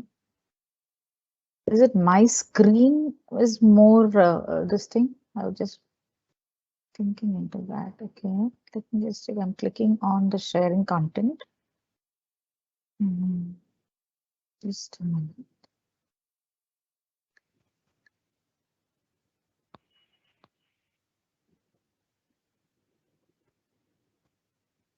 Ma'am, your screen can be seen, but it is blank, ma'am. I was just wondering, see, I can see my screen very much. Okay, that I'm sharing it. Should I log off and log in once again and try? Do you Yes, think ma'am. so? Yes, ma'am. Or else you can, yeah. Or let me just go off the camera. Students, please wait. Ma'am is coming back.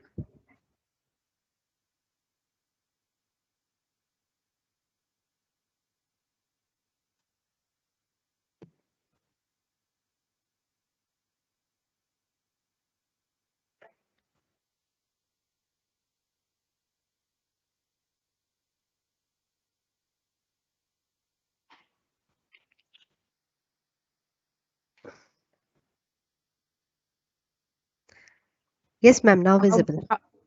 It is visible now, the Yes, screen? ma'am. Yes, ma'am. Screen is Okay. visible. Wonderful, wonderful. Okay, so I'll just put my camera on. How about now? Better? Yes, ma'am. Okay. Sure, right? It's visible to all of you, correct? Just a moment, ma'am. Yes.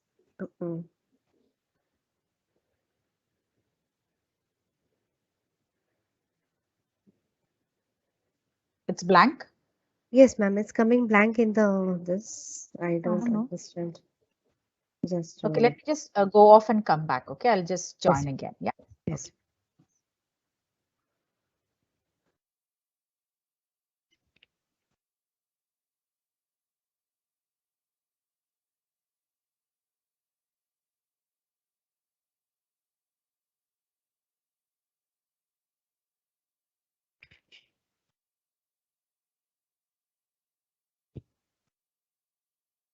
Please wait a moment, students.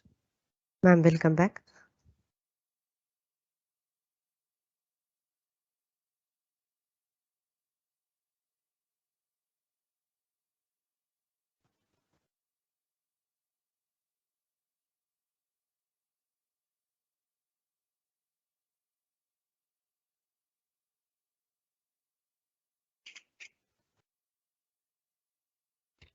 Okay, I'm here, so I'm just trying to once again. Yes.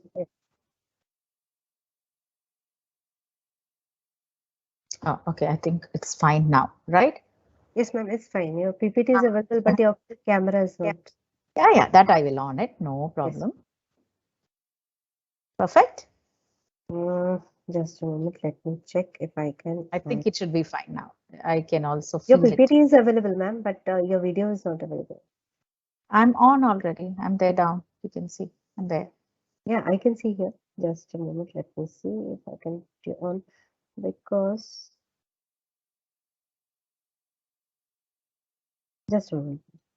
Yeah, I think it's fine now, Yes, right? now it's fine. Oh, Now. perfect. Okay, students, sorry for the delay. Okay, so that's again, as we said, the preparing for the employment. So I don't know how many of you have responded to that, how much you have prepared for it. So just gauging yourself, how well that you have done your preparation or your homework to get into your employment. So today what we're going to cover is actually managing a smooth transition from education to employment. So it's actually a huge gem for all of us to move from the education to the employment. But let me tell you something. I'm sure that the other faculties would have also mentioned it to you. Education is something that you cannot get rid of it. Even at this age also, I'm also learning a lot of things. Okay, that's never going to end. If you think that you are going to stop, then you get redundant very fast. You will not be of any use. You'll be just like a piece of metal sitting in a showcase if you don't upgrade yourself. So I would want to change that word. Education is always there, but seeking employment is a different thing.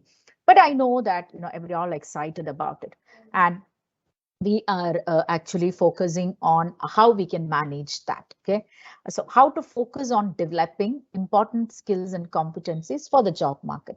See, that's very important. This is what I said, why it's like a matrimonial column. So it's like a matchmaking. Okay, so what is your knowledge, your skill, what is that you know about it, how competent you are to get into a particular job, and how you do the matching is where you find out, yes, I am eligible for this job.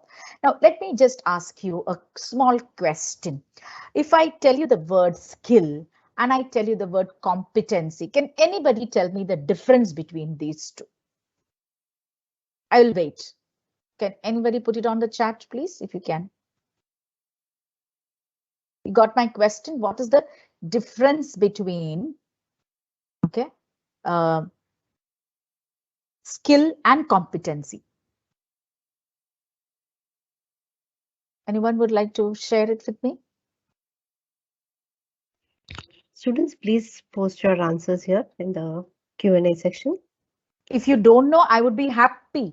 No problem. And we are just waiting. No. We are just waiting.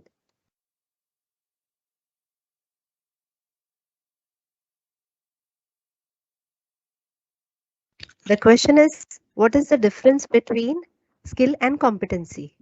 Yeah. You might have heard about these two words, right? Often used. Ma'am, an answer is here. Skill is something that is inborn, but competency can be developed.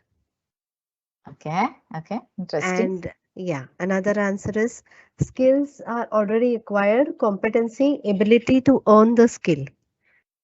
Okay. So I just would like to rephrase those words. May I? So skill is actually that you earn. No, nothing is inborn. Okay. So basically talent is something that we call it as inborn talent, where your brain wire is actually tied with that. Okay.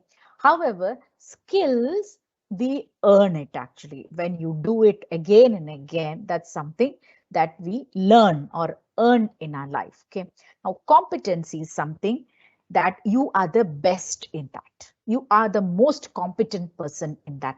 So why it is important when it comes to employability or getting employed is that, you know, they will not be, it's like demand versus supply. You will not have lot of vacancies. So the supply will be more. So in that case, they wanted to be the best person to be selected for that.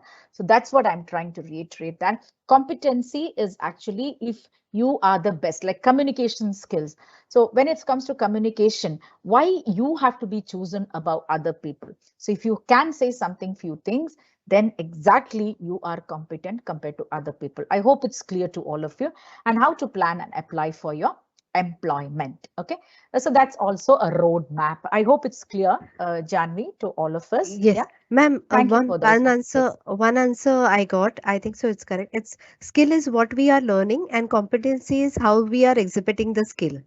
Is it correct, ma'am? Absolutely right.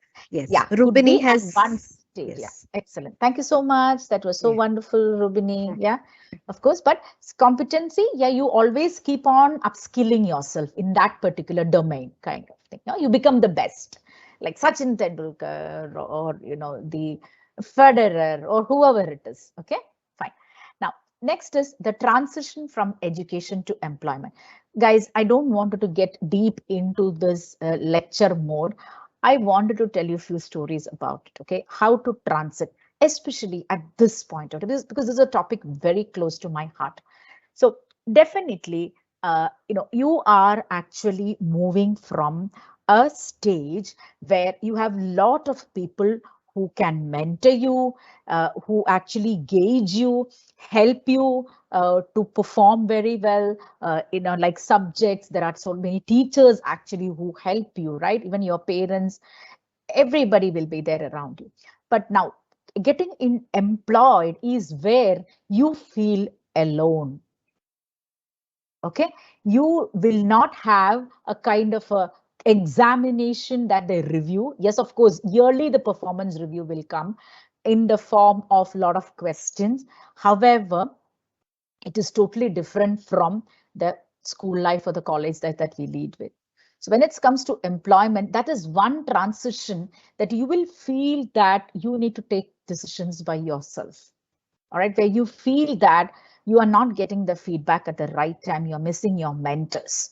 And also, you know, it can be a task which actually we are not prepared for. As I mentioned, there is no proper method that we can follow.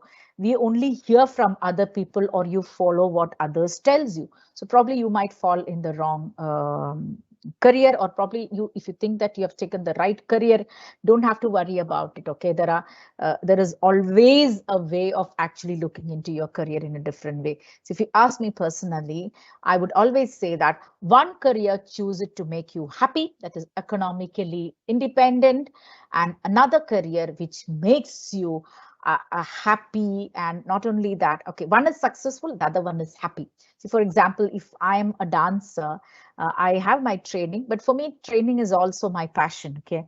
And when it comes to dancing, even if we get 1 rupee, or even if I don't make money also, my life is balanced there.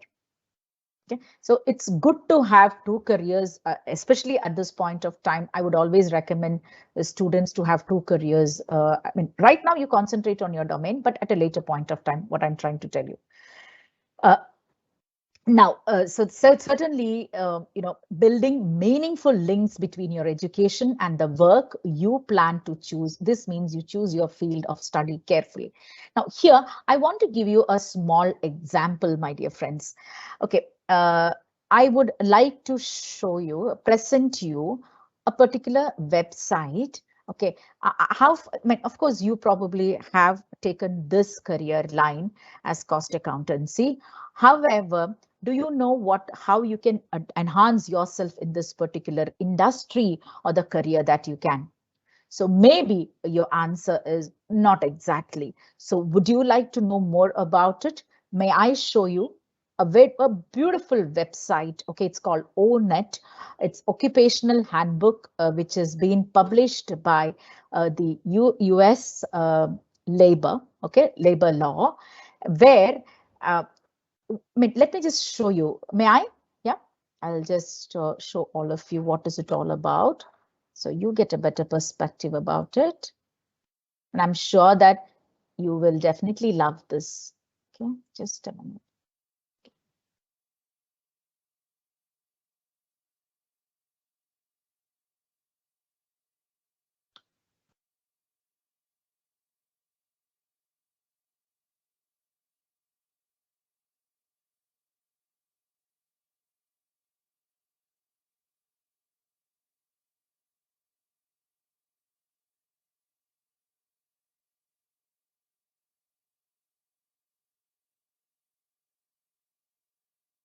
Okay, I'm going to share that site with all of you. Just a moment. Okay, here we go. Okay, can make a note of it if you want. The website is www. And it's a safe site, don't worry. ONETON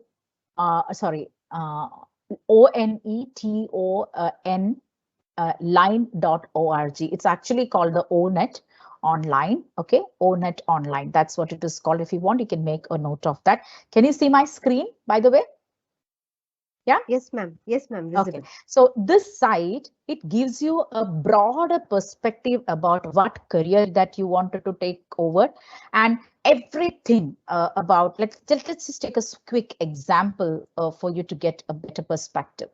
Okay, so I typed finance, as you have seen. So look at the number of careers that you have in finance itself. Are you surprised, friends? Yeah. And now, see, anything new will also pop up here. So now I'm going to click on the occupation, financial and investment analytics. Okay, that is what your area of interest. Now it will give you exactly what is that your job role is like, and what are the technologies that you need to know about it.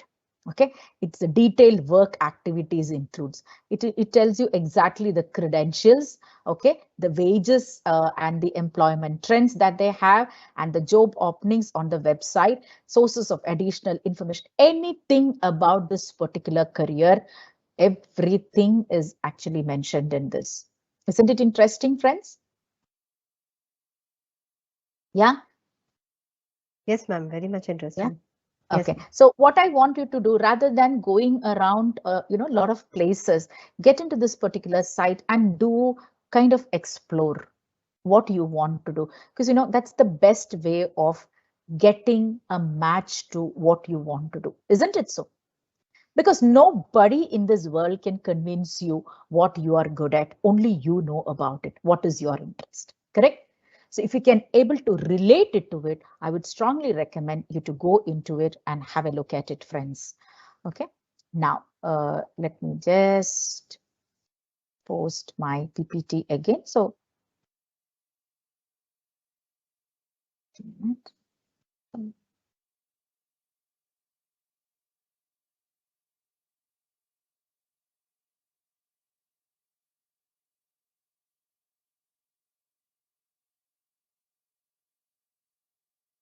okay, so certainly three things that we can focus. So now, for example, you have identified the domain that you wanted to work for. So knowledge is important. Okay, one thing, I was listening to one of the lecture recently, and what they said is that in schools and college, they give you a lot of knowledge, but they don't provide you with the skill.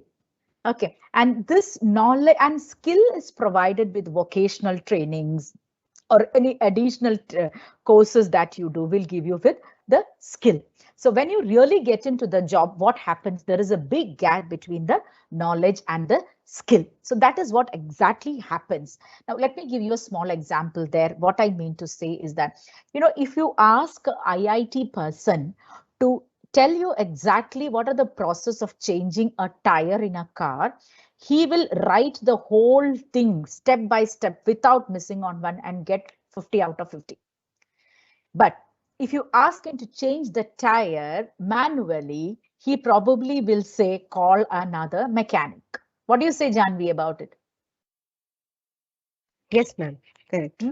So basically, there is a gap. Now, if you ask that skilled person who is an, the mechanic, he might not be able to write it. Correct? Yeah, he might not be able to write it for you, but he can Yes. do it for you. Yes. So this is exactly the gap that that's the pain point that we all face actually in our daily life. We know what it is, but we don't know how to perform it. And now who is going to fill the gap? So my students, I want you to work on that. You might have a lot of knowledge, but when we are about to do it, but because nowadays organizations wants people to be billable on the first, third, 3 month itself. That means you need to be providing revenue to the organization from the first 3 months itself. Earlier, before pandemic, we used to get 1 year training and all that, but now it's all gone. Okay, so that's why I want you to think about it. Now, also at the same time, work on your personal attributes like initiative, smartness, effective. So I call it as the attitude. Okay, an attitude is something that we cannot teach anyone. I can teach you how to be get into altitude, but not the attitude. Okay, so this is, and I'm sure that when you attend any of the interviews, this question is for sure, even though it might not be, but they're going to definitely ask you why you want to do this, why you want to get into this organization, and what you find it attractive, why you need to be chosen compared to other people. So all these questions is all about your personal attributes, like your initiative, how smart you are compared to other people, and how effective you are, the kind of internship that you have done, the kind of project that you have done, anything that you have done to ensure that you have the skill is what the interviewers are looking for. And of course, the communication, the time management, the ability, whatever that we are actually learning here might certainly help you out to provide those personal attributes in all these skills. And another step that you need to take is that preparing for employment is we call it as a SWOT, but here they say that a SWOT analysis. I really liked it actually. Right now, yes, whenever, for example, as I told you earlier, that's just like a matchmaking. Okay, you pick up a job. Okay, see, for example, currently you are into cost accountancy. Now, to be a cost accountant, what are the strengths that you have? Don't compare it with anyone at this point of stage. Okay, just write your strength. Okay, maybe it's your knowledge, it's your skill, that is your strength. Could be attitude also. Okay, like adaptability, as we said earlier. So love to learn, continuous learning. So write down your skills. Now, look at a person who is actually really good with that. Okay, they're probably, because sometimes openly you may not know what are your weaknesses unless you really start working, isn't it so? So compare with a person who you have met before, who is a really good popular person in that particular domain, and ask yourself what are the weaknesses that you have. Don't be too hard on you for that matter. But then to start with, maybe you can have a conversation with that person. What are the skills or what are the knowledge that I need to know, kind of. So write down your weaknesses also. And coming back to the opportunities that we have. So these opportunities, that is that site will definitely help you out with that. And also, my dear friends, speak to others who are working in that domain. Don't think that all the informations are available in the Google or the web social media. You are completely wrong if you think that way. Still, what we call as a tacit knowledge. There are still a lot of knowledge which is outside the world of social media. I'm sure that you will agree with me, which is lying with the people, or it got redundant also, that we don't know where is the knowledge is gone. But speak to the people who are working, so that network is your net worth. Okay, keep that networking, that opportunities, and consider the challenges that you have to face also. So then, imagine when you do this, when you are, going for an interview, how close you will be towards the success. And I'm sure I can tell you one thing, when you do all these auditing and the research, it's so easy for you to be more confident compared to any other candidates. All right. So conduct that skill audit and identify where you are weak. So that's what I just told you. And if at all, for example, if you think that this weakness, ask people what I need to do. Okay. So right now, as you all are living in a very fortunate era, I would say that everything is available, online courses, everything free. You just have to pay little, and you are going to take the course from MIT. Imagine, okay? So you can reach anywhere. So that way, make use of all those things, create that goals and roadmaps, how you will take care of those shortcomings. I hope it's clear to all of you. Now, preparing that roadmap, okay, there are a few tips which I'd like to give you. And I call it as the strategies that you can follow when you are creating that roadmap. So what is it exactly? So first thing, what I wanted to tell you is that, you know, just like as I told you, the matchmaking, once you need to identify, you know, what type of a person that you want, right? The same way you need to identify which industry that you want to be a part of, because in your case, when it comes to cost accountancy, you know, my dear friends, can you tell me in at least 5 industries that you can list out that you think that you have a demand for it? Okay, now your career is well placed there. Okay, you need to think about it. Pause and think about it. Which are all the industries? There are 2 things. One, you like to work, and which are industries can offer you the job. So that's a different scenario. And think about it. Where are they located?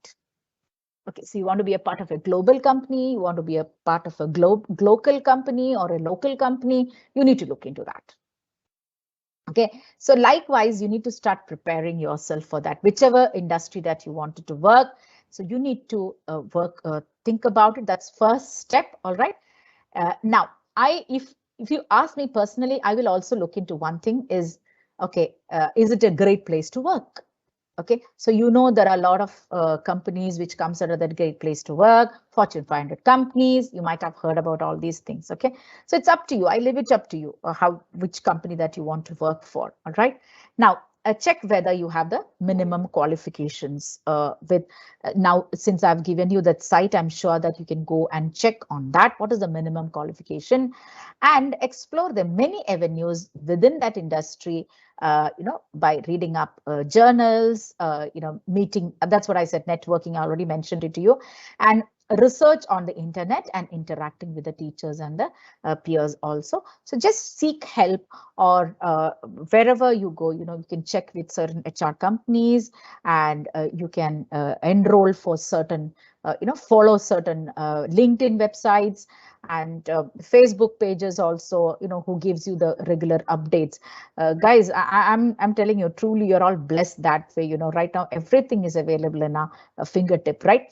Now, list the specialized courses you may need to pursue to get your desire. So let me give you an example. My son just got into Deloitte. Okay, so he did his engineering, and he is a business analyst there. So first thing that they told him during the interview is that you need to know more about finance. And believe me, it was so easy for him. Within that interim, he learned in 15 days, he took about 6 to 7 courses. I think he's doing so many courses with regards to finance. Now he know a lot. Now look at how fortunate that we are all that we can enhance our learning. Isn't it so, friends? So pursue that, okay? Have that. So for that, I'll tell you one thing. So I always believe in, you know, your college, probably when you come out of your college, you'll get a certificate. Okay, but that's not enough. You need to be trained. You need training for that. The certificate might give you a job, but the training part is where you have enhanced yourself in that particular line of skills. Now, government is also providing, you might have heard about NSDZ, skill development programs, right? You know, I think because I also have been a faculty there. So take up those courses, because it comes, sometimes it's free also. Government is offering those, and make use of all those things, friends, okay, to enhance your knowledge and your skills as well. Now, yes, this is something which I would love to talk about. I'll give you a small story here. One of my friends' daughter, okay, she used to actually write very well. Her language is good. So I still remember when she was in the 8th standard, she wrote a nice poem. And after reading the poem, it's just a 4-liner poem, okay? So after that, I when I read that, we friends had visited us, I just told her, why don't you publish it? Okay. So I just connected with one of my friend who actually writes blogs and all that. So she became, long story cut short, she became a mini blogger. Okay. And by the time she had written almost 25 blogs, okay, she got a call from a company in US for content writing. Okay. Now, again, long story cut short, she did her journalism from Bangalore, and the Deccan Chronicle, I'm sure that you might have heard about them. They came and interviewed when she was on her second year. They came to know about her articles, and they said, basically, what are the works that you have done? Believe me, she didn't have to answer a question. She just told, I have got 85 articles to my credit, and I'm a content writer for 3 companies, 2 US and 1 Indian company. And I am earning, in dollar for per character that I write or per word that I write. And that time she told me she's earning around 38,000 rupees. Guys, is it interesting? So that is what I want you to look into. It doesn't start on the last day of your graduation or the last day of your study. Your employment, you should create a roadmap towards that. Isn't it interesting, Janvi? True, very true. Very true. Yes. Yeah. So take such practical steps rather than listening to just the lecture. Think about what you can do to enhance yourself. You want to be the best. My dear friends, this world is not really nice.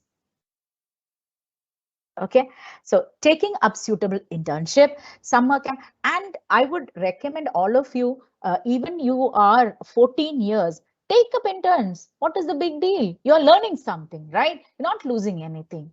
So when I remember when I was small, I was in my school, I didn't know the importance of it, but I used to take tuitions. Okay, and believe me, that has actually helped me to train people in a better way. Right now, that's my profession, right? So, don't think about in money perspective, but how you can actually deliver it. Okay, what is your skills? You will understand your skills. So any internship which comes on your way, whether paid or unpaid, please take that. You will enjoy it. I'm telling you. The summer jobs, it could be something, an NGO part of that. Enjoy, guys. You will exactly know what is your skill. And believe me, in the interview, when you go for it, this is what gives you a lot of stories. So tomorrow we are going to talk about it, interview skills, how you need to prepare for that. So you need to have a lot of star stories, we say. Okay. So now acquiring the specific professional and work related certificate besides your main course, that is also definitely going to help you out if you have a lot of certificates like workshops that you attend. Okay, any social service that you have and you have certificates, that's certainly going to make a difference in your life. And also, I would want to say that like recommendations. So mainly recommendations, you probably will have to ask for your professors at the initial stage. Okay. And even like it's just simple as a testimonial. Okay. Whenever you have been in any small institution, ask. I'm sure that you all have a LinkedIn account. Janvi, we need to ensure that they have LinkedIn profile, everyone. Yeah. Okay, ma'am. I just ensure that everybody has to have LinkedIn. I would like to hear from them. Do they have a LinkedIn profile? Yeah. Students, do you have a LinkedIn profile? Please mention it in the chat. And don't ask me how you do it, because if you give a mobile to a 3-year-old child and ask them to download, from the Play Store, they will do it. Yes, ma'am. Okay. So likewise, you all can do that. Okay. So don't give me excuses that we don't know how to do that. Okay. You are all technical savvy, digital native people. I'm sure that. Okay. Now moving on. So this is something that you need to do. So as soon as you get into any workshop that you do, anything that you do extra, have a good contact or a network with those people who have been your mentor, your teacher. So for that matter, I'll give you a small example. Okay. If you connect with me on LinkedIn, my dear friends, it's easy for you to get connected to many other big companies also. Janvi, do you agree with me? Yes, ma'am. I have seen them. Because if you are my friend, already my credential is going to help you with that. Does Yes. that sound interesting? Yes. Okay. Now, this is what you need to be smart enough to use the social media also. Nowadays, you can't get rid of that. Okay. So use your valuable time. I know that we all spend a lot of time on the social media. So use it for something meaningful and impactful. Is it a deal, my dear friends? Please do that. All right. Now, and again, get recommendations from them, because you know there are skills recommendations, endorsement, which happens, testimonials. So gather those kinds of things from your mentor or within your network, and that professional reference that we said, that you can vouch for. So the good character for your conduct, etc., and always improving your knowledge on a regular basis. So try to be an expert in whatever that we do. Now, getting ready for the selection. Okay, something which I would call it as your toolbox. Okay, so remember I had asked you this question on a scale of 1 to 10. So first thing that you need to do is that you need to have your own toolkit, okay, or your toolbox. What are the things that you have in that toolkit to be ready for your selection process or for your employment? So primarily, everybody would say is that you need to have a nice curriculum vitae or your resume, right? So your resume is definitely qualify you for a particular job selection process. So that's I call it as a marketing document. That's the only document that you create for yourself, and be truthful to that. Don't just copy somebody's resume and write it. I want you to write it like a story with all your heart and soul. You know why, children, I'm telling you this, students, is because I have been on the other side of the interviewer, and when I ask them something from the resume, they don't know about it. So that's what I'm trying to tell you. Your resume is your marketing document. So when you're writing it, you can take help from other people. But I would recommend that you should be familiar with every word that we have written in that. All right, friends? Of course, that will have your academic marks, which opens the first door for you for your selection. So that is important, okay? Preparing your resume with all the details. Now, after that we all know is like an aptitude test that will happen, right? So any of the organization that comes for the placement, or any organization for that matter, they will have their own online aptitude test also. Now, after that, wherein they will eliminate, or I don't want to use that negative word, I will use shortlist. Okay, the number of candidates, they might have a pro ratio with regards to that. For example, if 1,000 people have applied, they will all write aptitude, and they will shortlist about 500 people, or perhaps 100 from that. Okay, candidates from that. Now these 100 will appear for what we call it as the group discussion, right?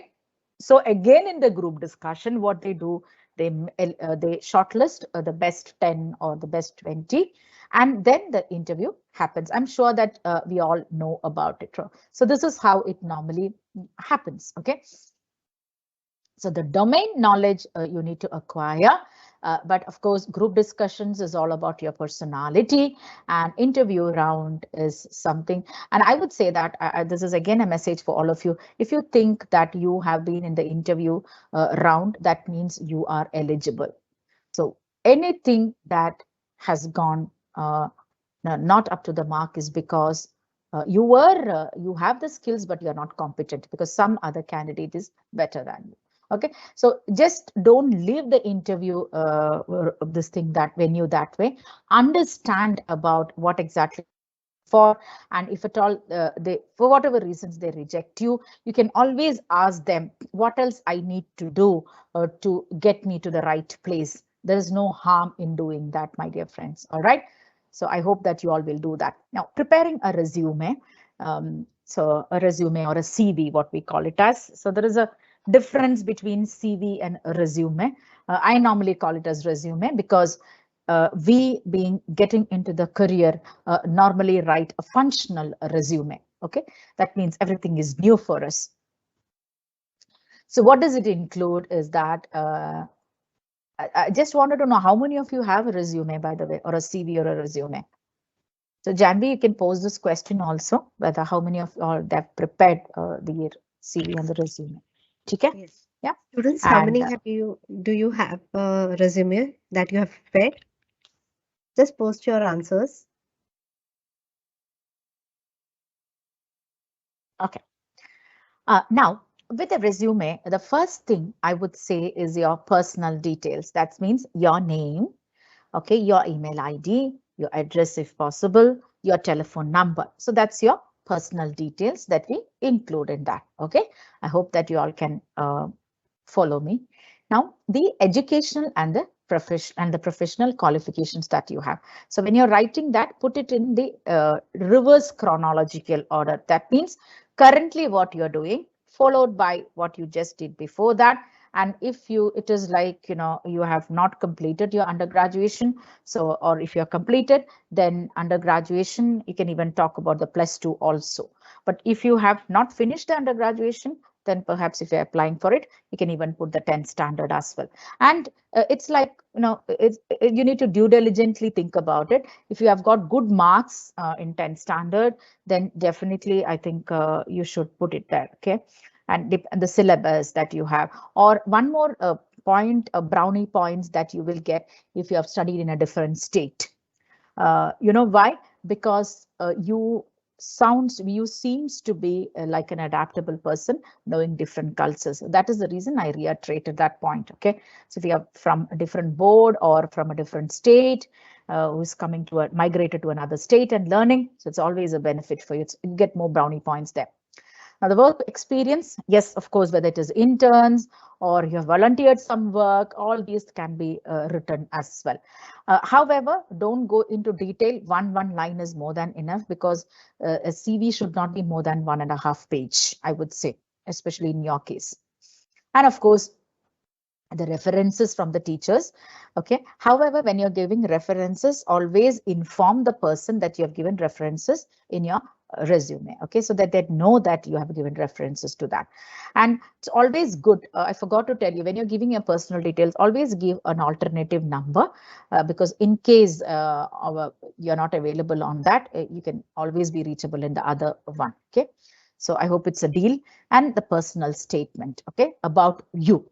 So now let me just ask you, okay, let me finish this and I'll come to that. So personal statement is more of your own objective. Okay, your personal details is about what is that you envisage in your life, what is your vision. So we'll speak about it actually. Okay. Now that's what, again, I'll just repeat it once again. The personal details, that is about you and few of your, don't go into detail actually, like nobody wants to know whether you're married and single and all that stuff. Okay, so here it is only your address, your mail, and your contact details, and then your education and in a reverse chronological order, and your work experience that you provide as an intern or whatever it is, that is again in the chronological order, reverse chronological order that you need to put. And the references, maybe one or two or three references maximum. However, there is a debate to it. I don't want to get into that.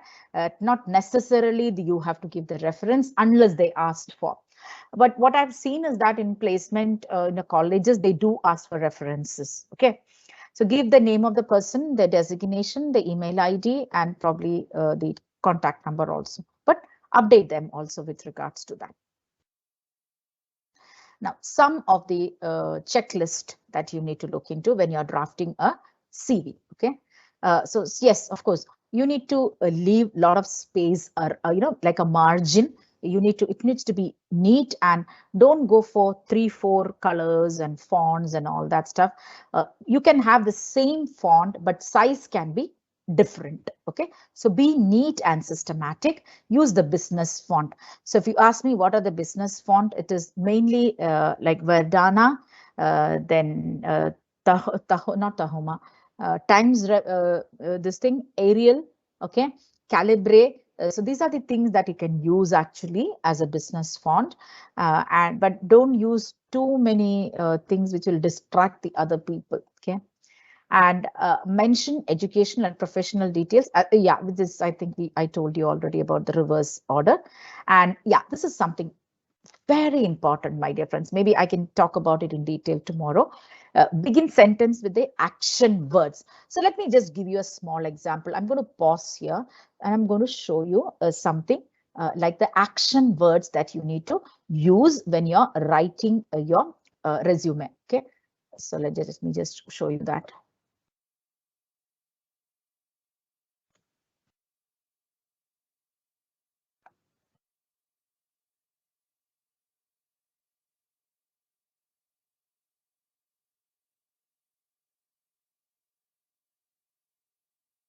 Okay, so allow me to share it with all of my wonderful students.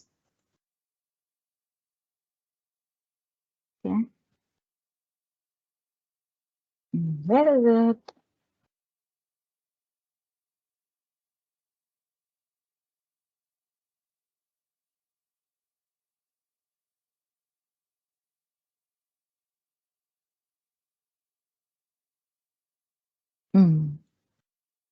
Okay, friends, can you see?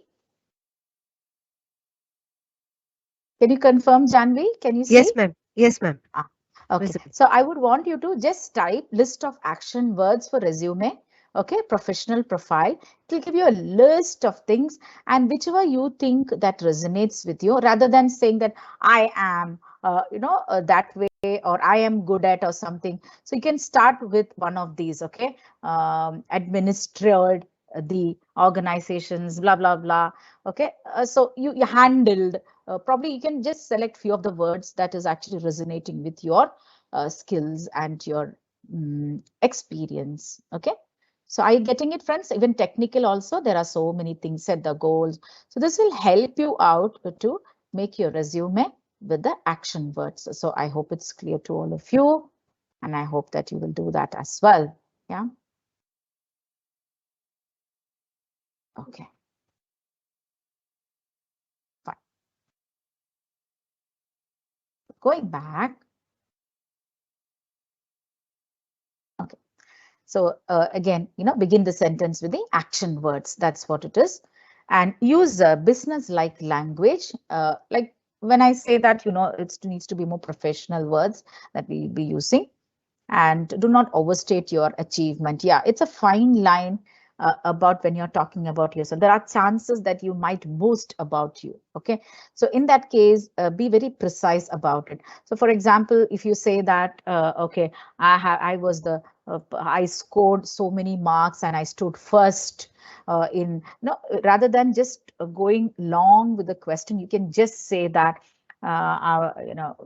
like basically when you say that during the schooling in 10th standard, you just have to put secured. So that way you're starting with a verb, isn't it? Rather than saying I have secured, say that secured first rank in the university. With bracket, you can put 99 point whatever or 96 point or whatever it is. Does that make sense? Okay, so you don't have to overstate about any sentence for that matter. So actually, when you start any sentence with verb, you definitely are able to restrict on that. And this is the last one is significant, my dear friends, because I've seen people, they would have actually put everything. There is one spelling mistake or one grammatical error. Whatever goodwill that you have gained till then is gone. So due diligent with that, ask one of your friend to read it or an expert to read it, do the spell check, but that is not enough. Okay, take a printout, go through it, underline it, read it loudly to understand that there is no errors at all. So make it clear that there is no errors at all. And always when you go for the interview, carry a copy of the one that you have given there. And if you think that you have acquired more skills within that gap of 3 months or whatever it is, carry a new one and hand over a new one to them also. So I hope it's clear to all of you. Now, yes, to the interview, this is again a topic which is close to my heart. Okay. Whenever you go for the interview, how you prepare yourself for that, okay, that round. So the day came that you have passed out your aptitude test, your group discussion, and your interview came, right? So the first thing I would say is that your preparation should start the previous day. So I know most of us prepare our dress, the dress code we prepare. but are we mentally prepared also? How have you mentally prepared? Starting from keeping an alarm for yourself. All right. So nowadays you probably would have been seeing a lot of what do you say, online interviews, right? Or probably virtual interviews are happening. But if it is like the other way around, if it is located at a place which is far from your side, better if it is like more than 35 kilometers, I would recommend you go stay there overnight and then be a part of the interview. Go and see the place, get familiarized with that, get acquainted to that whole place, because that will make you more comfortable. I hope it's clear to all of you. So be on time is no doubt. And if it is virtual, then at least half an hour before, ensure that your bandwidth is clear. Inform everybody in the house that you're attending an interview, and dress up nicely. Look into yourself in the camera. I think right now he might have already told you about few etiquette while you're attending the virtual classrooms, right? So all these needs to be followed, and don't look for your headphone at the last minute. Ensure that you're comfortable. Otherwise, I'm telling you, friends, you'll start sweating and you will hate yourself for that matter. Don't wear a new dress for an interview. Doesn't mean that you have to wear old dress. I said something brand new. Don't wear, because you will never be comfortable in that. So wear a dress that you're comfortable with, but looks formal for that matter. Okay. Yeah. Of course, we all know that when we are presenting in a good light, if it is virtual, then the light should fall on your face. That's how it is. Any light from the back, it's definitely going to be like a halo, and that looks very bad. Okay. And of course, carry your certificates. And I mean, if it is virtual or otherwise, also always have all your certificates. So when I say certificate, I want you to actually arrange it in a nice way that when they ask for any certificates, normally they don't, but in case, sometimes you end up flipping the pages and still you not find because you're nervous already. So for that matter, have an organizer. You need to, it might be sounding very simple, but I would want you to concentrate on that. Okay. So maybe you can put like a post-it note or something, so that it pops up and tells you what it is all about. Okay. And a copy of the CV, as I told you, always keep it with you.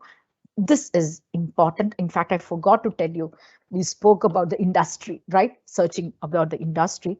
I would want you to also research. We spoke about the matrimonial thing, right? So how you match up is that you need to research about the organization and the industry in general beforehand. I'll tell you a small story. I'll take only 2 minutes for that. Okay. This happened in my life. I was that time working for Emirates Airlines for the training department. So in Emirates, we have a policy that nobody can just come in to attend an interview or talk to me or something like that. It always have to come through the HR. However, this day, I got a call from the receptionist saying that, Rakhi, there is somebody to meet you. I said, what is it regarding? Because I was busy. He said he wants to meet you because he's looking for a job. I said, ask him to contact the HR. Now, what can I do about it? Because there's no vacancy right now. No, Rakhi, he insisted that he knows someone that you know. Likewise. So I said, see, I'm sorry, currently I'm busy, but tomorrow, ask him to come tomorrow in that case. Okay. I never thought that he will come, but he came. So I didn't have a choice, so I let him in. I said 5 minutes, okay, for you. I was actually thinking of, okay, just listen to him and say bye, goodbye, because I cannot accommodate anyone at this point of time. Maybe next year, kind of, okay. But I never showed that to him. I was very enthusiastic listener. Believe me, my dear friends, when he started talking, I got so engrossed into his conversation because the kind of research that he has done about Emirates Airlines, not only that, about the other competitors, and he also even told what we need to do right now so that you can be there.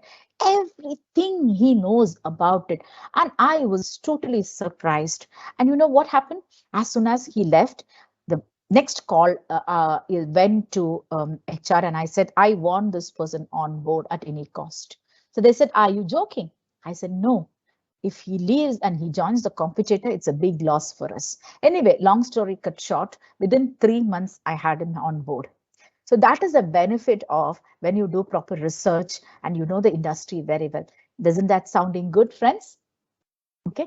So of course you will stand up, okay, compared to the other candidates. So be prepared for the questions from your CV, the normal questions, as in And of course, as I told you, you need to learn the whole CV. And always the cliche question is, tell me about yourself. So always say at least 3 sentences about you. Never start the sentence with myself. That is wrong. Say that I am, okay, and say your full name. And you can say currently what you're doing. That sentence is full. So I am so and so, currently pursuing so and so course. And don't make short forms of your institutions or your college or something. Say it in full and say that it's one of the esteemed college or whatever it is in the city. Okay.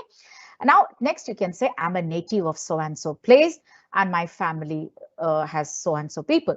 And third, you can say my vision. Okay, or my objective, my aim in life, or my dream in life is to work for an organization like this and to actually enhance my skills and to reach my career goals. Okay, so that makes it 3 sentences. That's how you prepare.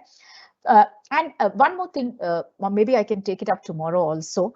There might be times that you probably will have to say, oh, I don't know the answer. Okay.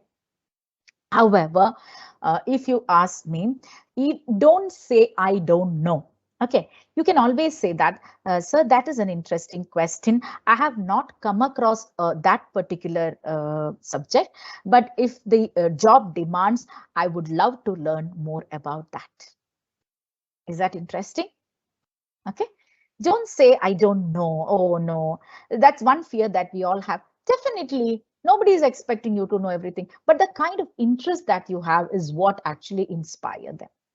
All right. So is it a deal, friends? You will do that and expect some surprise questions like what we call as the guesstimates. It's something like, how many steps that you had while you were coming up, or how many chocolate bars that you can put it in a small esteemed car. Okay. Likewise, certain questions will be there. So probably you cannot say that, oh, I don't know, I need to calculate. So just say, and some logic behind it also, because they are looking for how you analyze things. Are you a person who do a kind of critical thinking?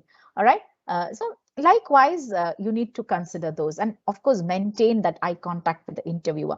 So here, what I wanted to add on is that when you say eye contact, our face is divided into 2 parts. That is the area above the nose, that's called the B zone. That is B for boy. Under that, it is called the adult zone. Okay, A zone. It's called A and B. So what I'm trying to say, when you have and maintain an eye contact, don't pierce into the eyes of the interviewers. If there are 2-3 people, you just scan them, okay, one after the other, but don't stare into their eyes. So you can always use this business zone that comprises of your head, your forehead, your eyes, your cheeks, your nose. All these things are included. So you can have a gaze around. Okay, gaze means when you look at the sky, you don't look at one star, you gaze, right? So likewise, so you move on, but not like a Tom and Jerry. Okay, slowly you do that movement, but always keep that eye contact with them. Never play with your hands and all that stuff. Okay. And of course, that's something very important, that you should show that you're enthusiastic in general. That energy is something that always look for. Okay, friends. And one note which I wanted to tell you before I retire is that, is something very interesting. I attended an interview. I was in the interview board. Okay. 2 things perhaps I will tell you, okay, just for your information. One thing about the social media. I came back from Dubai and I didn't have a job actually. I was actually looking for a job, or I was planning my own business. So that time one of my friend called, because since I had an HR background, she said, one company is doing a placement that is called IBS. They're doing a recruitment drive in one of the capital city, and they want you to be a part of that drive. So I'll quickly tell you. Then I went for that, okay, and beautiful. Very studious students, intelligent students, no doubt about it. So my team shortlisted around 10 students, okay. And after that, they called me for a second round also. So when I went for the second round, I was surprised to know that the top 3 students which we had shortlisted are not there. So I asked them why. So the reason that they gave. So I want you to be really paying attention to what I'm trying to say. This happened, okay? The first thing they said, the boy, the candidate who was selected, and that too, you should understand, aptitude test, group discussions, everything is done, okay? The interview is done, the final interview is going to come. That person is too loud on the social media. He has got comments for everything and anything. So we don't want actually debaters in our organization. The second is a politician. So we are not, I'm not saying against it, guys, like, I'm not biased about it, but the company's demand, right? That's their policy. So they don't want a politician. And the third one, they said too much into fashion and, posing pictures and all that. So we don't want fashion designers. So what I'm trying to tell you is that keep your social media intact. Okay, anyone who looks at it should feel that you're a professional. That's the first time, small advice, which I'd like to give all of you. All right, friends. Now, definitely it is all about your attitude, which is going to take you to a different level altogether. Okay, never ever go with, you can take advice from other people, but believing in yourself is the most important thing that you can do. Be nice to yourself. That's the best thing, because nobody knows you the way that you know yourself. And I'm sure that one day we all are going to surprise the world, isn't it? And that is your secret mantra. Nobody knows that. Even I don't know that. All right. So with that note, I will definitely retire from this session. So certainly would like to hear from you, like we did for KK. So what is your reflection on this particular session? What did you learn? The session is open now, Janvi. Thank you so much for listening to me, my dear friends. It was a wonderful, experience for me. Yes, ma'am. Yes. Actually, without you telling also, many students have liked your teaching because it is so interactive. They have already mentioned in yesterday's session also that it was so interactive and they get connected with you. That's the thing, because you uh, believe more in interacting with them rather than just teaching. That's the main thing. And thank you so much, ma'am, for this wonderful session. Everyone has participated in this. Whatever questions you have mentioned, they have replied to it, ma'am. That's All a right. very good thing. Yes, Yeah, ma'am. thank you. And tomorrow we will come up with, I think tomorrow is my session, right? Tomorrow I Yes. have, I believe. So 2 more sessions we have. That's again, we are going to speak about employability and interview skills. So come prepared for that, my dear friends. Whatever, even if it is a small question, no, don't worry, I'm going to answer it. Okay, you might feel that it's a stupid question, but don't worry. We will answer all that. Whatever possible within that little 2 hours, we will clear it out. Because I have the confidence in myself that what I can deliver to my students, because there are so many students who actually still call me, even they are 30, 35 years, my college students, they still call me, ma'am, I've got an interview tomorrow. Okay, so they call and talk to me. So that's the kind of support that I provide. And I would love to give all of you the support, not today, even tomorrow, in the future also, whenever you feel like, okay, because I have learned it in a hard way. Yeah. So do Yes. connect whenever you want, and all the very best. And we'll call it a day. Good night. Yes, Stay ma'am. safe, everyone. Bye-bye. Bye-bye, ma'am. Thank you so much, students. It was a wonderful session today. And tomorrow we'll meet up at 5 p.m. Thank you, ma'am. Thank you so much. All right. Take care. Bye-bye. Bye-bye, ma'am.